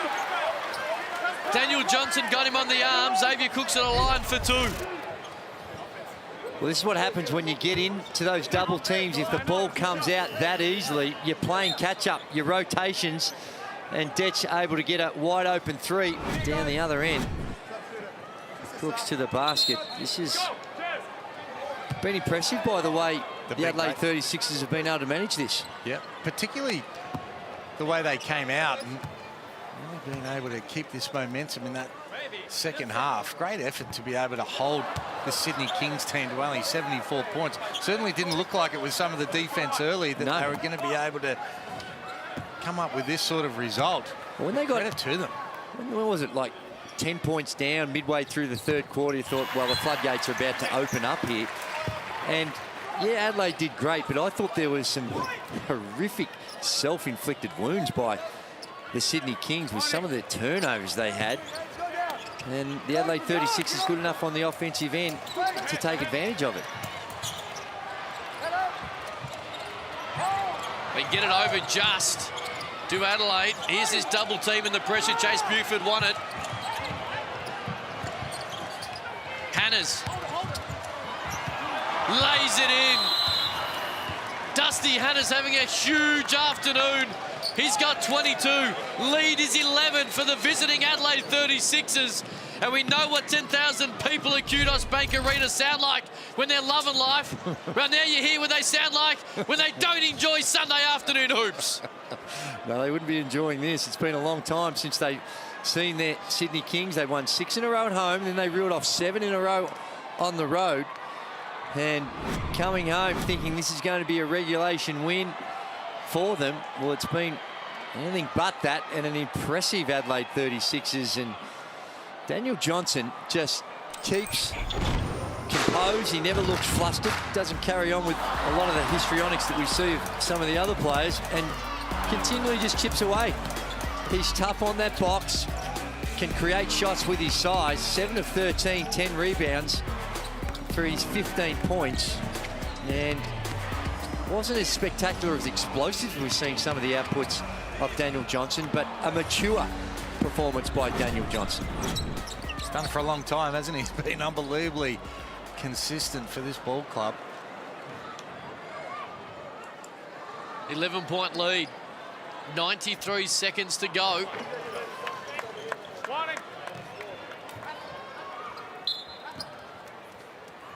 Ian Clark to inbound. Adams wide open. Wide open. And knocks it down. How does that happen?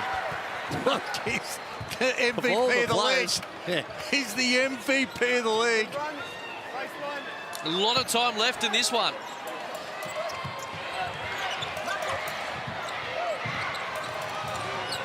McCarron lobs it up. Sunday Dech had to go get it. Got it.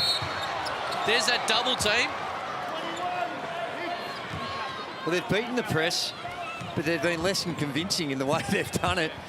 And you go back to that game earlier on in the season against Brisbane, they looked like they had the win. A sloppy cross-court pass cost them the game.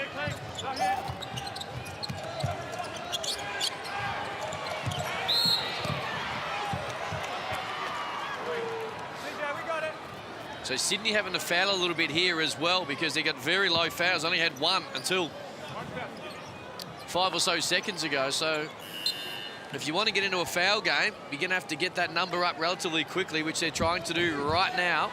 Well, and if they're going to do it, they have to do it on the catch. Can't waste any time.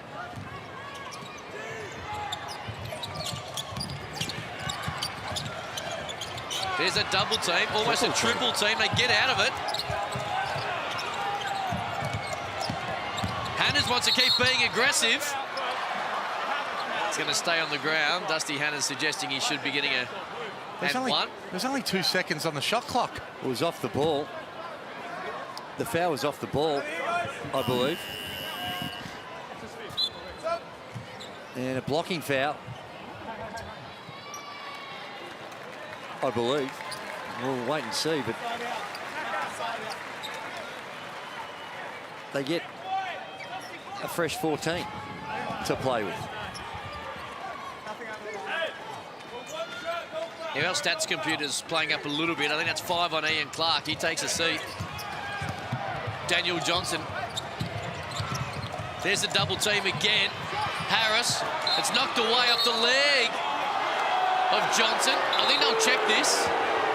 No, Jonathan Adams was saying, no, that's cool. I think he conceded then that he might have hit that one. There'll be a replay. Let's have a look. Oh, yeah. Didn't that come off the knee? Did look like it was off Sydney, didn't it? Off the leg. No, that's off the leg of Adams. Geez, lucky that angle existed. Yeah. Drewy. Jalen Adams with the honesty policy. You see the fouls. Clark out with those 5. And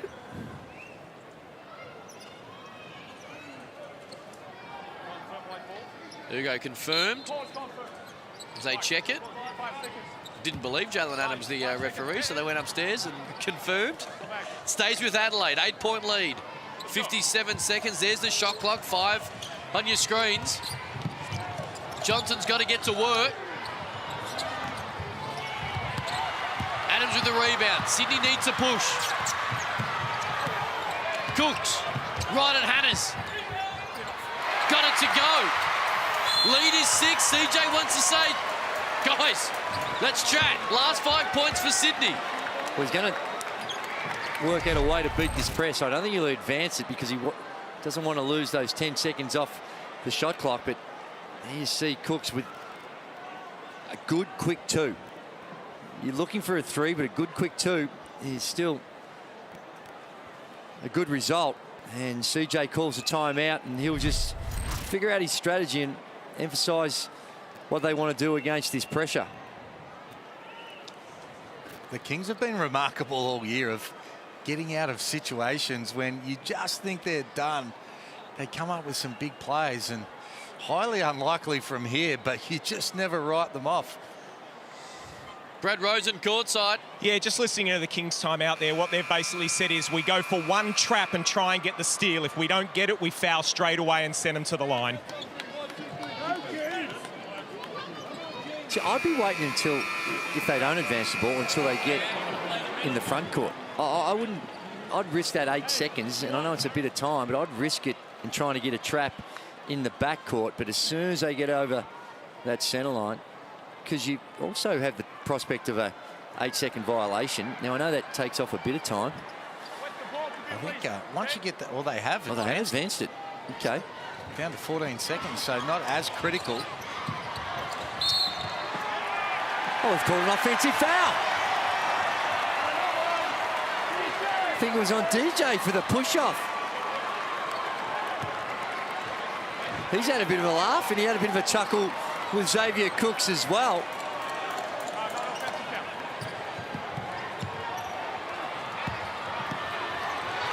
Adams, met by Detch.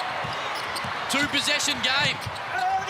Gets to the bucket and scores. Oh, dear. Oh, my. This is still plenty of basketball to be played here. Last 7 points for Sydney. Hannah's looking, had to get it in. Good foul. Great foul if you are a Kings fan, because Hiram Harris is probably a guy you want to send over a Dusty Hannahs or a Daniel Johnson. 64% from the three-point line for the year. Free throw line, you mean? Did I say 3? You said 3s, but I assume you meant free throw line. Yeah. You're right. Thanks for correcting me. I reckon that percentage might go down in this situation as well.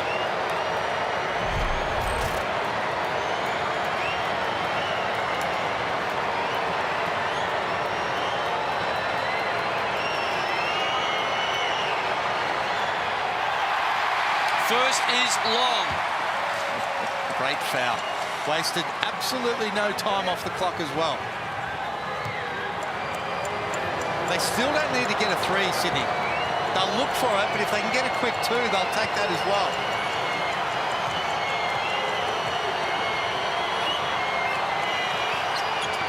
Second is good. Rattles at home, leads 5. Adams guarded by Detch. Cooks. Great pass from Adams. Cooks, aggressive as you like, gets fouled, goes the foul line for 2. Well, it's a great play because Adams drew the help from Harris. Harris had to come over and help, otherwise Adams is going all the way to the basket. Great little pocket pass to Cooks. Knew exactly where it was and how it was coming to him. Big free throws now. Cook's not a great free throw shooter, 58% on the season, and he misses the first. Changes things a little bit. Won't be a 1-possession game regardless of this foul shot.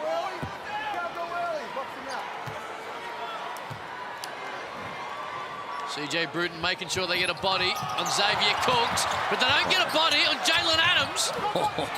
And Vasiljevic for 3. Short. Johnson with the rebound. Gets fouled. And Adelaide with a 5-point lead. And on the verge of breaking this 13-game win streak for the Sydney Kings. Oh my, so many twists and turns. Adams just gets in for that offensive rebound, and then they find the best three-point shooter on their team for an open 3 that does not go. And then they send DJ, a superstar to the foul line on the other end.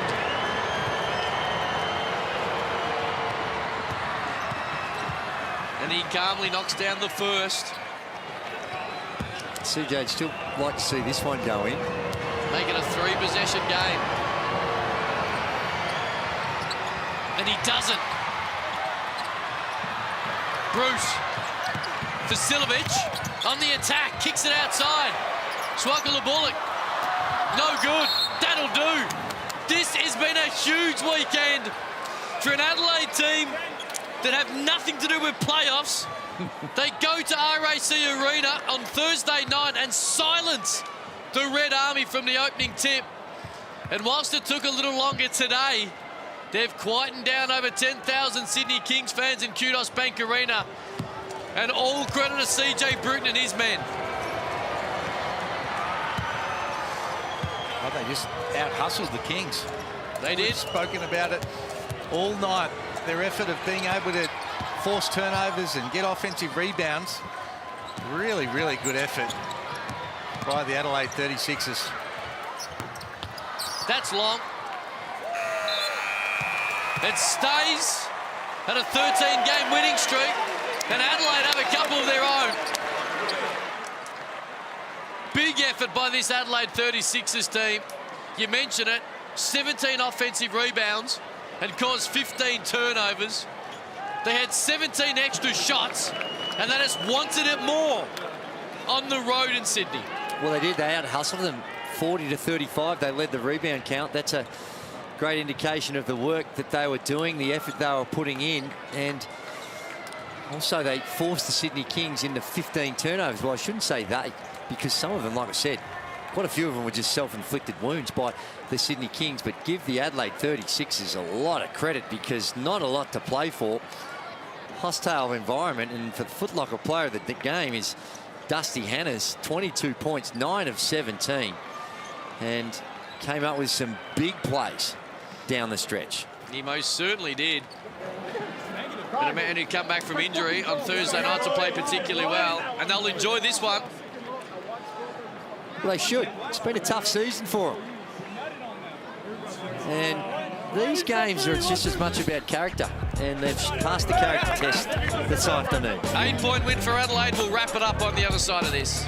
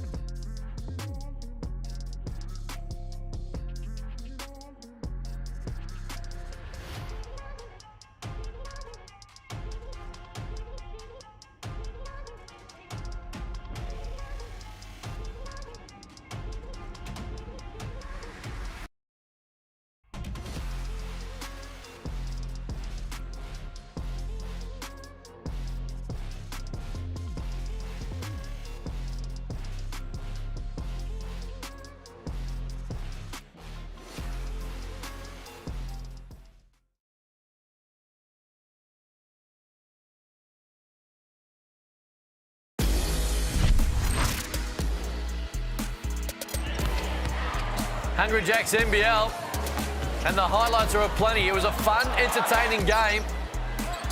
Xavier Cooks, another double-double. Got the three to rattle home. That man, Isaac Katana, come off the bench and was really good. Ian Clark played his part. But the 13-game winning streak is over. Adelaide win on Thursday night in Perth. And this is where the game started to go the way of the 36ers. Tad Duffermeyer above the rim He enjoyed it. Dusty Hanners, that shot gave him a 9-point lead with 90 seconds left. And they rode it home on the back of Daniel Johnson's double-double, and they enjoyed that one. Shane Hill, look at that. The numbers were big by the superstar MVP contender Jalen Adams, but in the end, Adelaide got it home. All the credit goes to the Adelaide 36ers. They came out with a mindset to be able to get that done. As we spoke about, they've come from Perth, knocked off the big dogs over there, and now did the same to the Sydney Kings. And at the end of the day, this will hurt Sydney for their chance to be able to finish top, but it won't hurt them in the bigger picture. I think this is a loss that a lot of people thought they probably had to have. And the way they came out, they were fatigued, they weren't engaged, they didn't play with the right energy. Sometimes you need to have that loss just to sharpen yourself up and say, OK, boys, time for the playoffs. We need to get back to what got us that 13-game winning streak. Yeah, you can't take anything for granted. And you saw when they started to play with that defensive intensity, life became pretty difficult for the Adelaide 36ers, but it took a dire set of circumstances to get them engaged. But as you say, full credit to the Adelaide 36ers. I think that they came into this game with not a lot to lose, but still having to come out here. And as we spoke about, past that character test, they competed. And that's twice now on the road in very hostile environments. They were able to come away with wins. So congratulations to CJ and all the players. Amy Ladder, let's have a quick look. Jack Jumpers won earlier. Now, by my recommendation with that percentage, I would suggest if Melbourne win tomorrow night, they'll definitely finish top. 100%. Yep. And that is good for Tassie because they play Melbourne next week, and Melbourne may just need to rest a couple. Yes, they may need to rest a couple. What a week. What a week you've got to end NBL22. I, for one, can't wait for it. Shane, Andrew, thank you. Great afternoon. Thanks. On you, gang.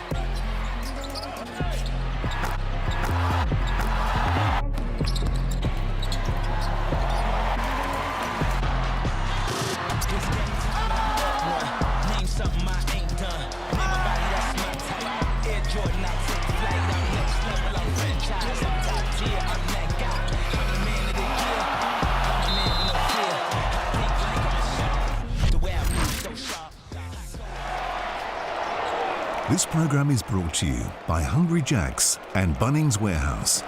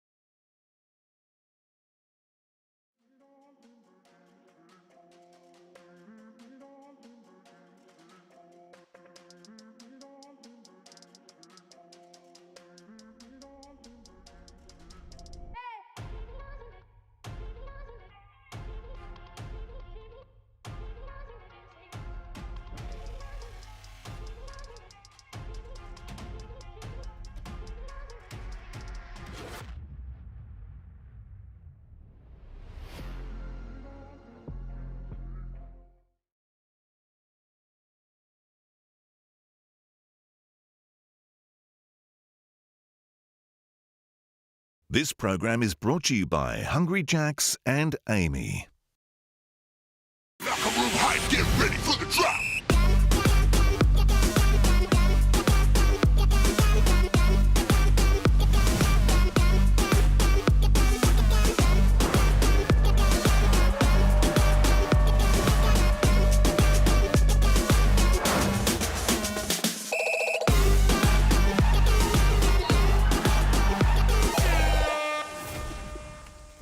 Hello and welcome to this Sunday edition of the Amy Crossover. I can already tell it's a little bit loose in the studio here. We're looking forward to a massive edition of the Crossover after an upset victory for Adelaide over Sydney. A 13-game losing streak has been snapped.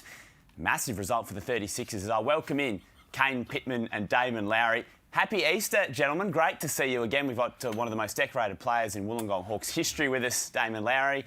And Kane Pittman, one of the most decorated journalists in this room. Hello. Well, we're still trying to recover. There's been some absolute antics in the studio before we went live here. But Adelaide, they've been the spoilers all season long. They've had some big wins along the way, and they ended the streak. That means something. That means a lot. CJ Bruton, as I've been saying all year, coaching is a verb. He's doing a phenomenal job. He's got 2 inconsistent imports. He's got Isaac Humphries out.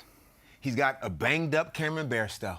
And yet, he still shows up, galvanizes the group, and they take him big scalps. Adelaide were running the Kings pretty close all game, and then they stepped up down the stretch, 90-82, the victory. Dusty Hannah's hitting that massive three-pointer. He ends up with 22 points, a double-double for DJ.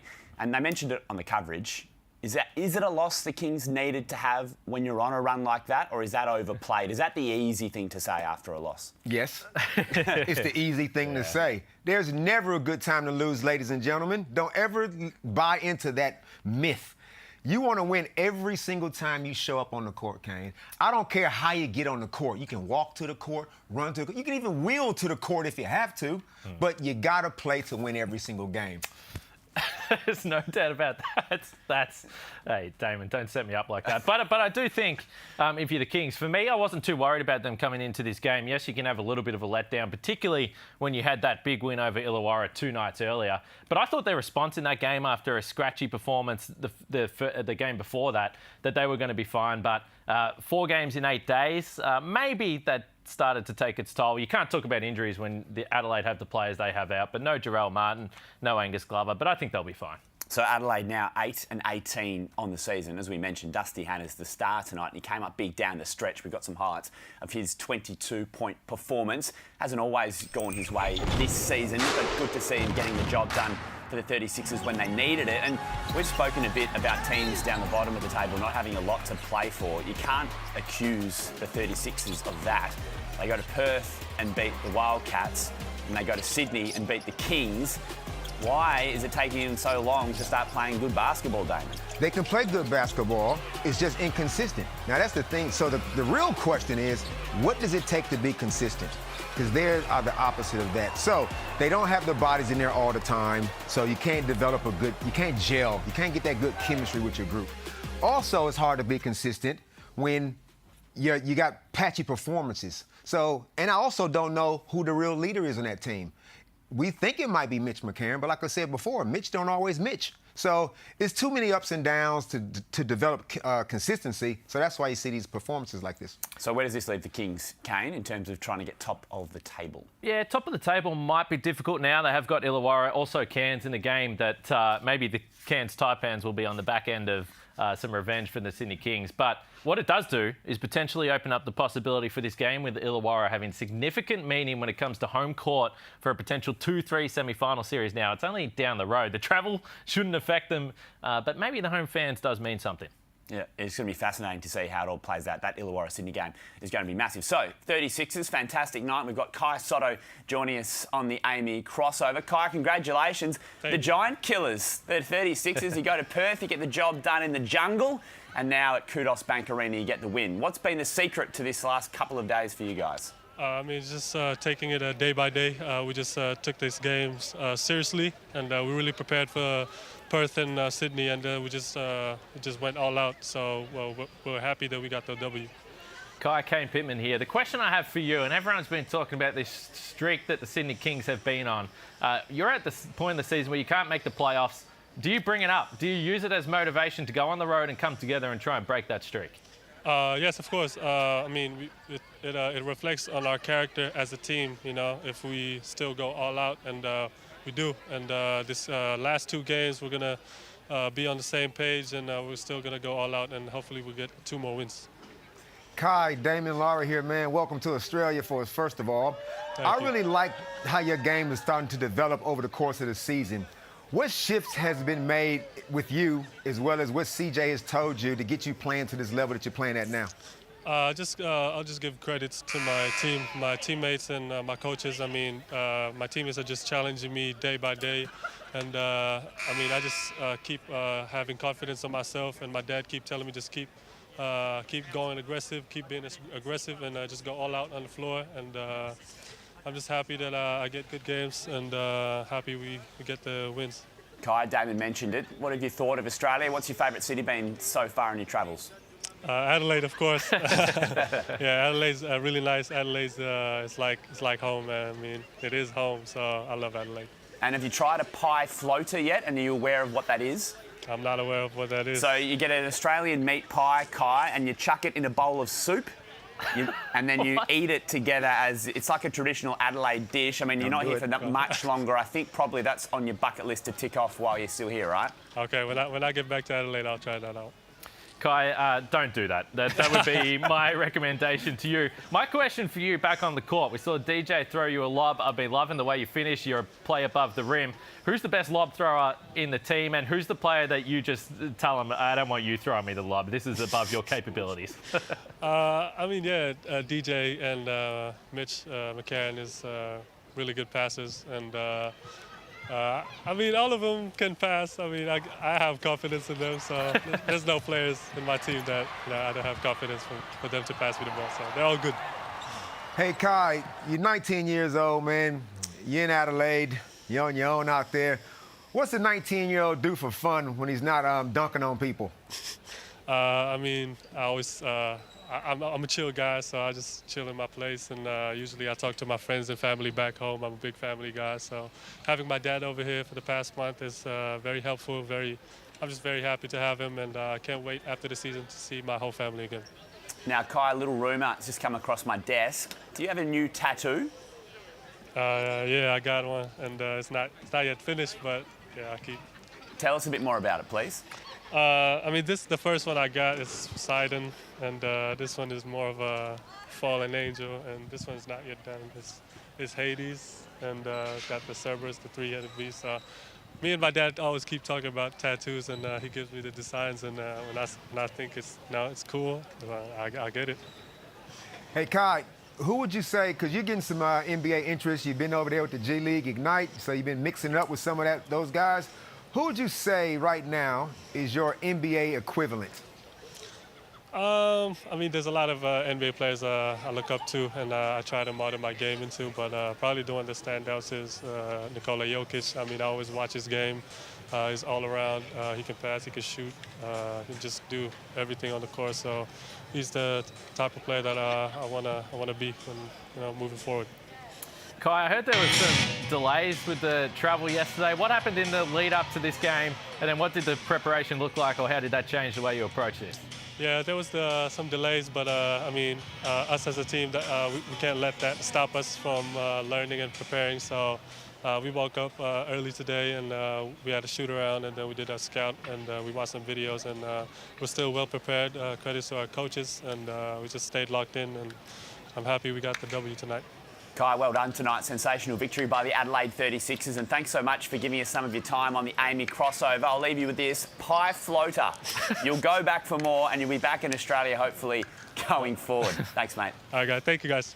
Kai Sotto with us from the Adelaide 36ers. What a tremendous performance by them tonight. We're going to break down the earlier game where the Tasmanian Jack Jumpers, they keep getting it done. I love talking about the JJs. Up next on Amy crossover.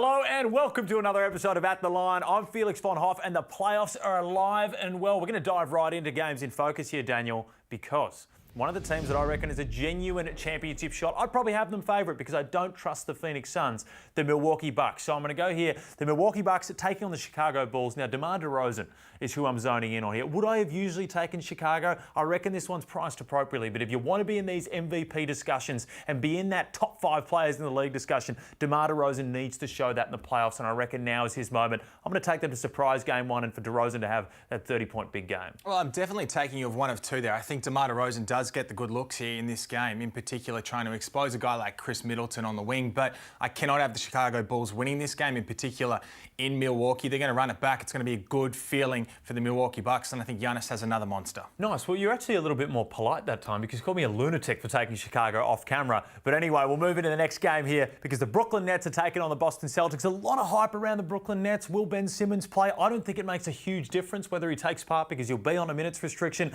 But anyway, I'm all over the Celtics here. I don't think that they're going to be able to defend. I don't think the Nets are going to be able to defend the Celtics, so I'm going to play that line. But you're pretty keen to play into this one. Oh, totally. I think that's a proper take because the Celtics are the hottest team in the NBA right now. They've won 27 of their past 34 games, and they're defending as a 5, courtesy of Marcus Smart, and bookending it. Now with Al Horford, Robert Williams has gone down, but I think the Celtics should be able to blow the Nets out of the water, minus 4.5.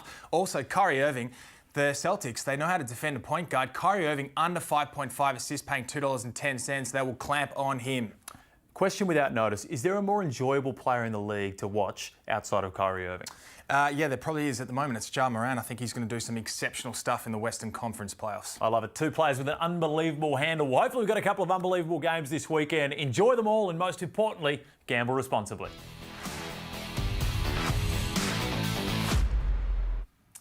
Thank you, boys. Welcome back to the Amy Crossover. I hope you're having a delightful Easter Sunday. Drew Jones, your host, Kane Pittman, Damon Lowry with you. And we're reacting to, yet again, the Jack Jumpers getting it done. Gentlemen, they've won 14 of their last 19 games against the odds always. Today, an 84-80 victory over the Southeast Melbourne Phoenix. What was your response to this victory? They just won't go away. And even in the first half, when the offensive stuff wasn't working for them, the 3-ball wasn't dropping, you knew that their defense, and particularly in the second half, was going to keep them in the game. And we've seen it all year. When the Jack Jumpers start to knock down those threes, and it came in an avalanche in the third quarter, that's when they're winning basketball games. And this is a big one for them. Probably one of the rare times this season that they've been under real pressure to win. And they got it done. Those little poisonous ants that just march along. They're not even worried. The 2 things I know. It don't matter. They was down by 15 points. I wasn't worried. They're going to keep coming at you. Another thing I know is Phoenix are going to cave in. They will find a way to cave in. Defensively, cannot be trusted. And eventually, the Jack Jumpers, those little mighty ants, they just mowed them down. So they get the win at John Cain Arena this afternoon. 27 points for Mitch Creek in a losing cause for the Phoenix. 26 to Jack McVeigh, just keeping himself in the most improved player category, which is your least favourite in the league, of course. And Josh Adams with 23 points. So they're 16 and 11 now, they're Jack Jumpers. So if Perth lose a couple and Tassie might sneak up on them, who knows? But one thing is for sure, Scott Roth is absolutely leading the leading candidate for Coach of the Year. And again, he's given us a classic in his post-match news conference. You've talked a lot about character and culture this year, and digging deep in the second half in that game, that showed plenty of it.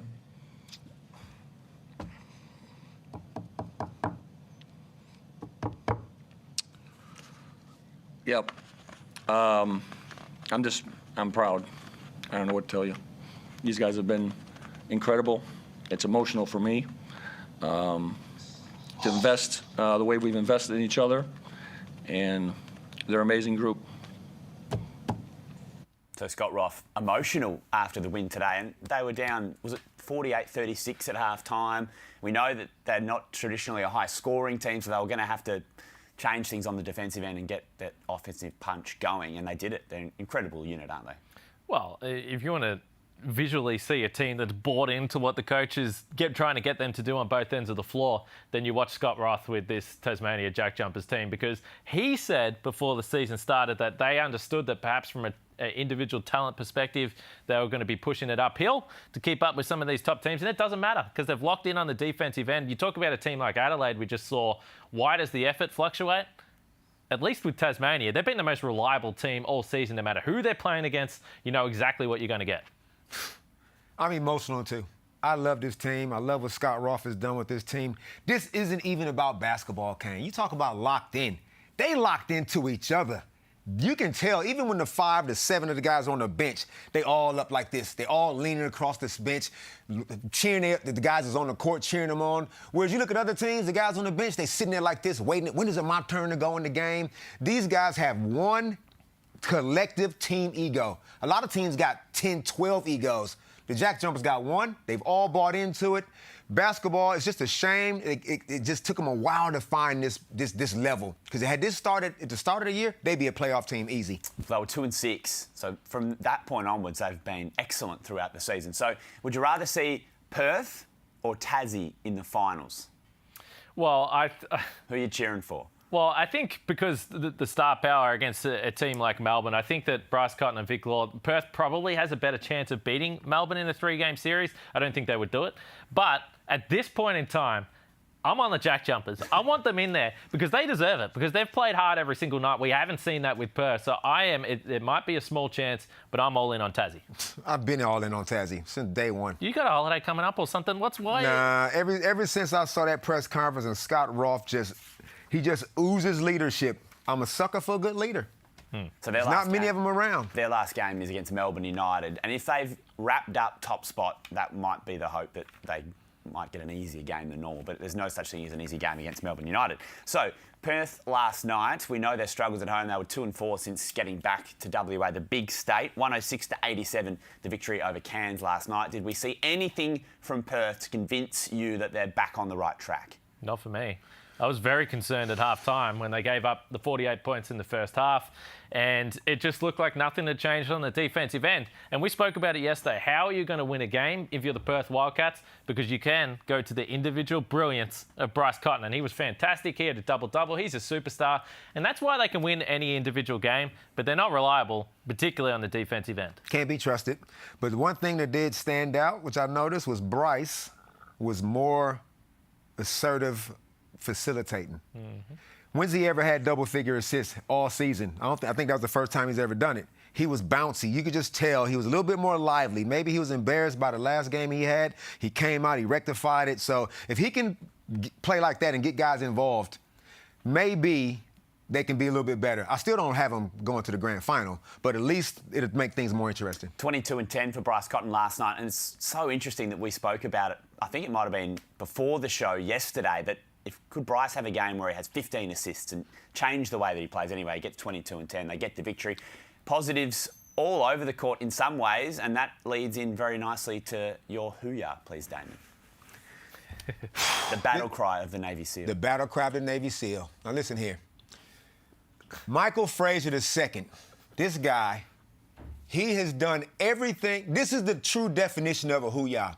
Emotional resilience came. He survived a hit.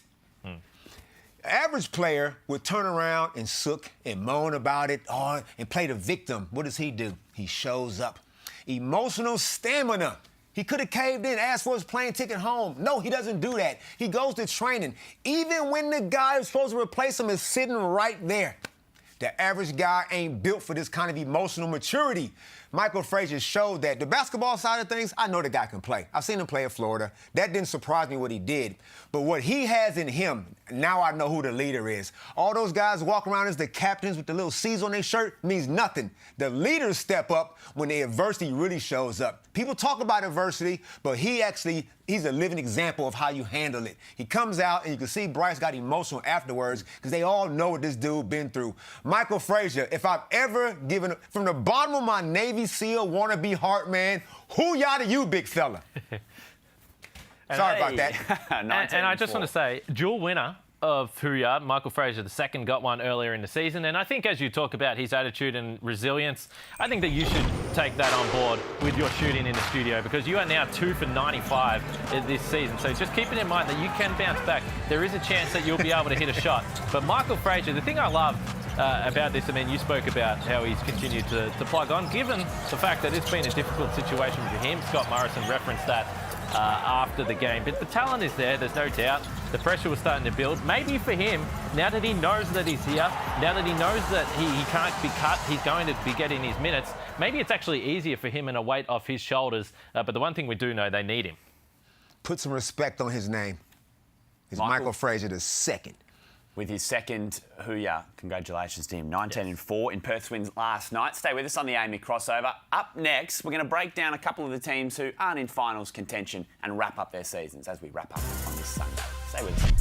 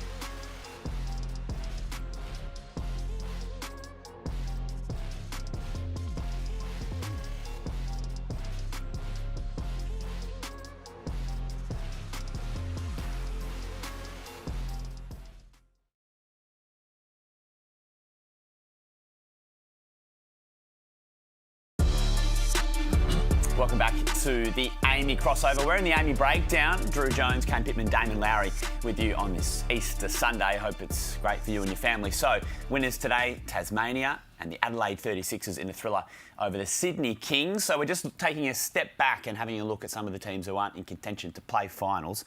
The Brisbane Bullets, I think I said yesterday, what did we learn about the Bullets in that game against Melbourne? Not much. 10-17, James Duncan. It's been a tough first up season for him. It certainly has. I don't know if there are too many positives out of this season for Brisbane. I think if you had looked at it at the start and said that you're going to get 12 games out of Nathan Sobey, you probably would have thought that this was going to be a struggle. It's certainly been the case. They're in the bottom half of the league in offence and defence. And when you take into account, obviously, the injury to Sobey, the up and down play, a little bit of Lamar Patterson, the numbers are there, but I'm not sure whether he's had the impact on the floor. It's been disappointing. A tough first year for James Duncan. Poor James Duncan. You lost Harrison, you lost Sobey. What was left on paper looked like it was enough to be better than what you did. But here's when you find out that it ain't always about basketball, Kane. You got basketball players, but are they basketball guys? Are those the kind of guys you want in the trenches? They just proven that, James, you don't have a group like the Jack Jumpers got. Those guys ain't built for the trenches. I'm sorry. I'm looking at this. I'm looking at every game they play. I've watched every game, and it is just not a good collective group. Talent, yes. Cohesiveness, no. Good luck. Just quickly, Damon, should they get LaMarvelous back for next season? If I'm the GM, I can't do it. How hard are you going to get Robert Franks back? Hand him a checkbook, write whatever you want down there. And maybe tee up some shots for him, if possible. So Melbourne, South-East Melbourne Phoenix, 11-5 they were, Kane. You told me before. They've lost 8 of their last 10 games. Where has it all gone wrong?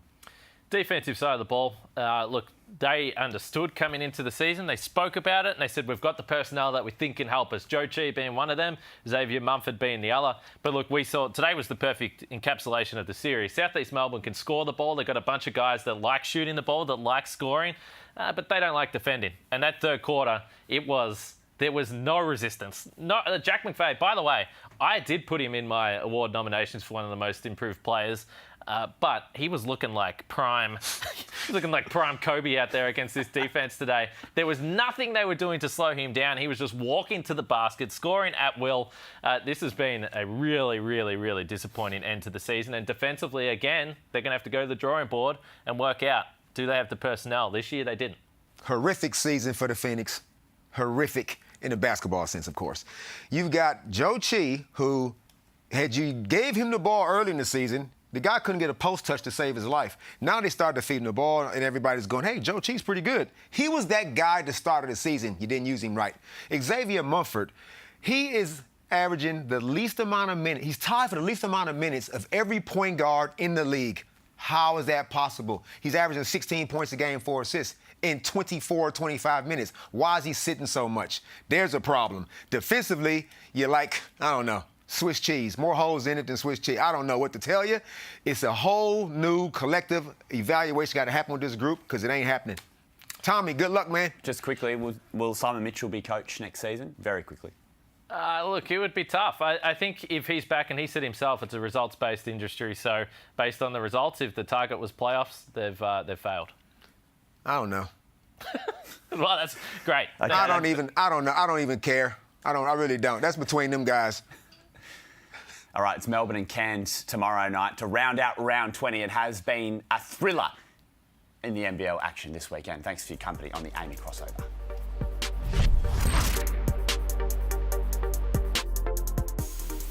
This program is brought to you by Hungry Jack's and Amy.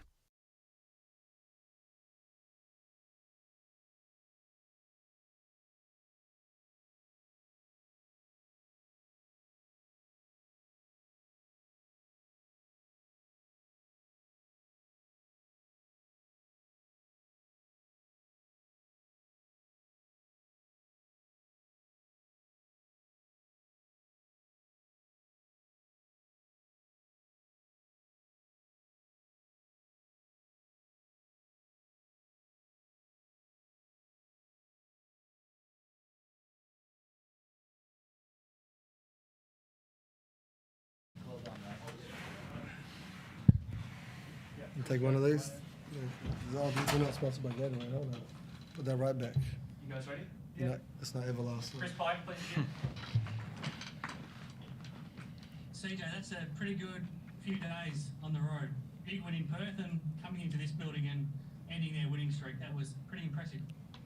Now, thank you. I think the boys, we set out for this goal, and I think to be able to achieve it's definitely good. I thought the effort and energy, the focus, as I said after the Perth game, was really good, and I think it carried over. It was a slow start. We finished. We started like we finished in Perth, and I think I don't know if it's tired legs or whatever, but I thought the shots that we took were good.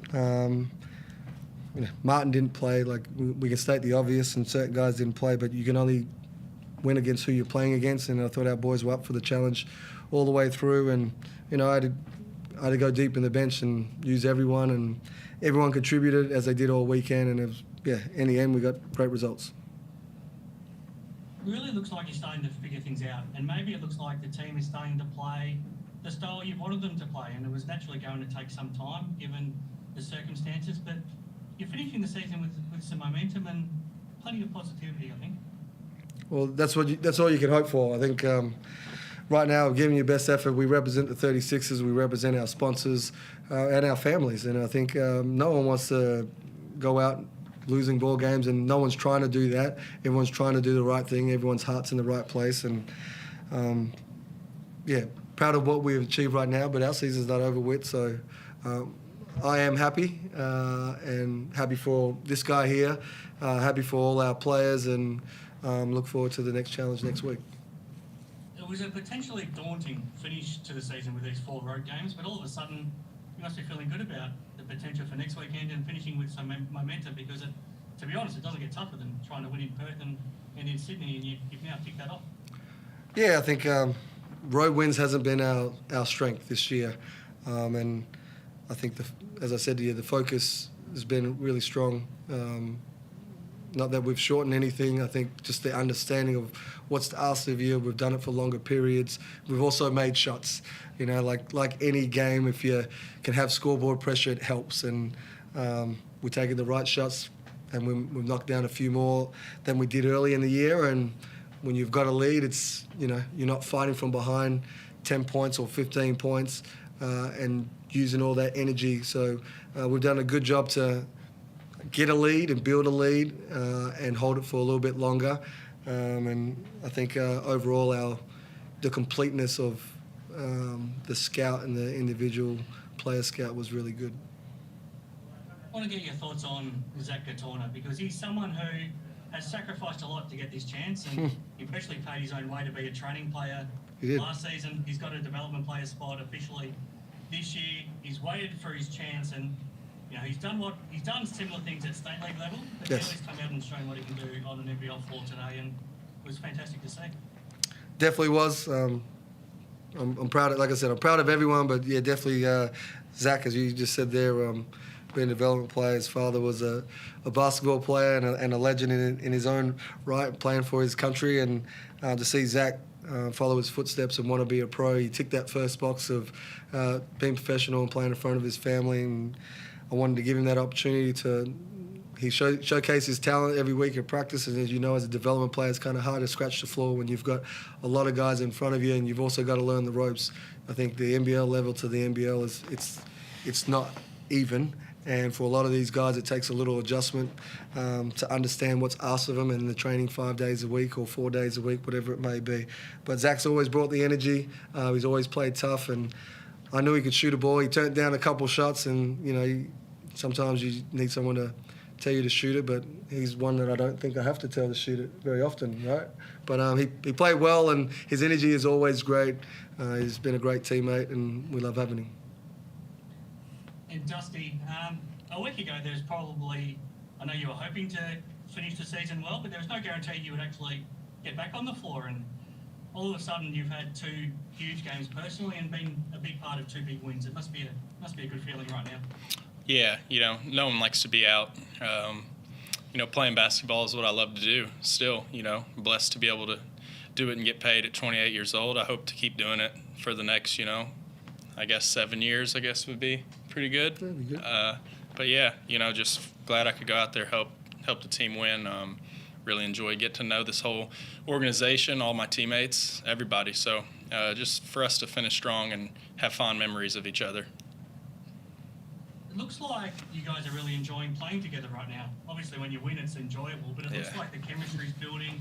Looks like you're having fun. Looks like you're a close group. Is that how it feels? Yeah, you know, we've had a lot of nail biters that just haven't gone our way this year. Like, I mean, a ton, it feels like. So, you know, like I said, just for us to finish strong with some wins and, you know, not go out on a bad note. We're like hanging our heads and wanting to get out of here. It's more about us coming together for a strong finish, like Coach has been telling us, and you know, we've been following through on that.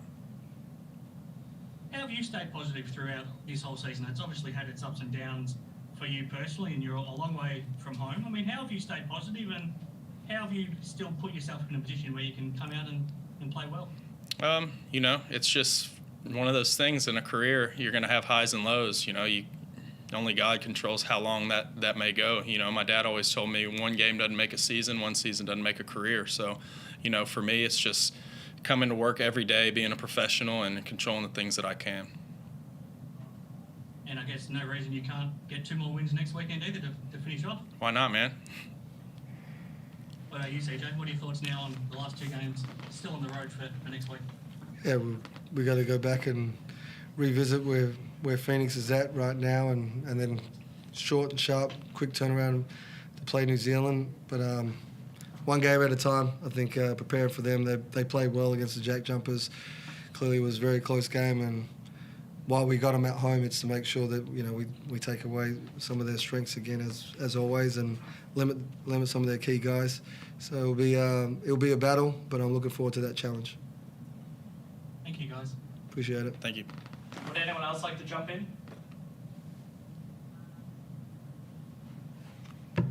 No, thank you guys. Thank you. Thank you. Thanks, gentlemen. Thanks. Take care.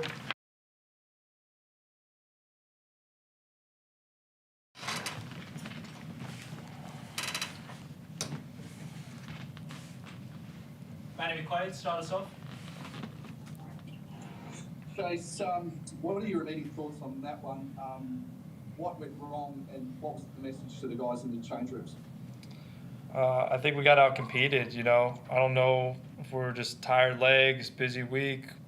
Probably can make up a lot of excuses, but at the end of the day, they just wanted it more than us. I think it's apparent, you know, on the offensive rebounds for sure, but just 50-50 balls, little plays, they were just the first to it all night, and we were second best.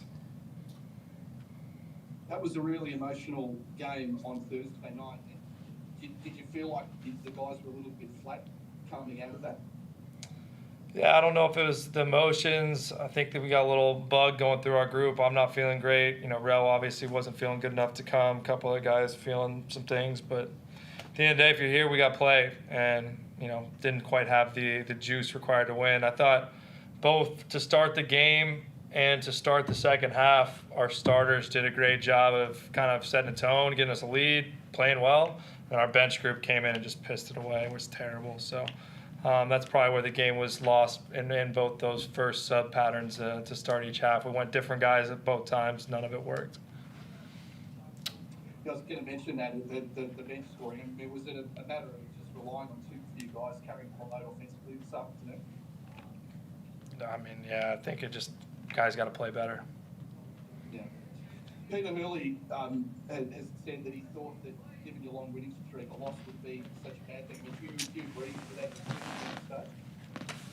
I mean, maybe this will focus us. We'll try to look at silver linings of ways we could turn it into a positive, but no, I don't think it does us any good to lose right now. Yeah. With Jarrell's illness, and obviously you mentioned you weren't feeling too good, I mean, are you expecting him to play in Cairns on Thursday? That's the hope, yeah. Yeah. And Cairns, obviously they play hard at home. What do you need to do to get the W in that one? Show up and compete. You know, we got to have a little competitive spirit. Got to kind of get back that dog in us. It carried us so well for a large part of the year. Again, there's understandable reasons why we maybe just didn't have it tonight. But again, I think to start the game, start the second half, our starters came out and set a bar that was good. And if we played just that well, probably could have won the game. But the level dropped off dramatically in those stretches. And, you know, we had to come back and play from behind. And then they made shots and beat us to boards, beat us to 50-50 balls. And, you know, at the end of the day, they deserve to win. No problem. That's it from me. Thanks, guys. Anyone else want to jump in? Yeah, I'll jump in. Jalen, can I just get your thoughts on that game? Do you agree with Chase that you just needed to come out a little bit harder? Yeah, I definitely agree. This is the third time we played this team. They didn't really run anything new, anything special. We got outworked on the offensive rebounds, on the rebound count in total. Second chance points was extremely lopsided. Yeah, it's pretty simple. We had to come out and play harder. Can you put your finger on why you might have been a little bit flat today? I mean, was it because some of you guys weren't feeling 100%? Was it, you know, the absence of Jarrell? Was it coming off the high of Thursday night? Can you put it down to anything? I mean, I can't really tell you. Whatever it was, we need to talk about it, fix it, and come out better on Thursday. Is that the good thing now that you've got 4 days and a road trip in between to go up to Cairns and to try to bounce back? Yeah, absolutely. You know, it's been a lot of games in a few days. Got beat up guys, and, you know, like Coach said, a couple guys under the weather. So, you know, hopefully we use these 4 days, get back in the gym, and get back to that attitude we had before tonight. How important do you think it is to try to secure a top 2 spot and get that home court advantage? You have a look at the atmosphere today, and I know there wasn't a lot of sound in the building, but there were still 10,000 people there cheering you on. How important is it to try to get that home court advantage next week? I mean, for us, we just want to win games. You know, we try not to think about what winning out will allow us to do. All we try to do is go out and win the next game. And if we do that, then we then we stand true to ourselves and the idea that we focusing on us and it's about us, and no matter where we playing or who we playing against, we need to lock in and be ourselves. Thank you. That's all. Thank you.